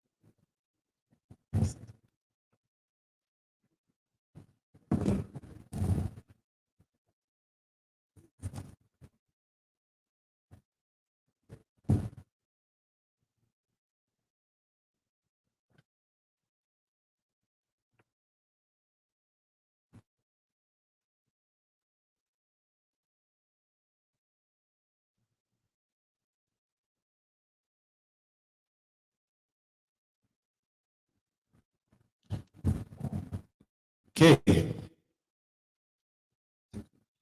So as I was saying, I'll talk about some of the indicators of the ICT industry.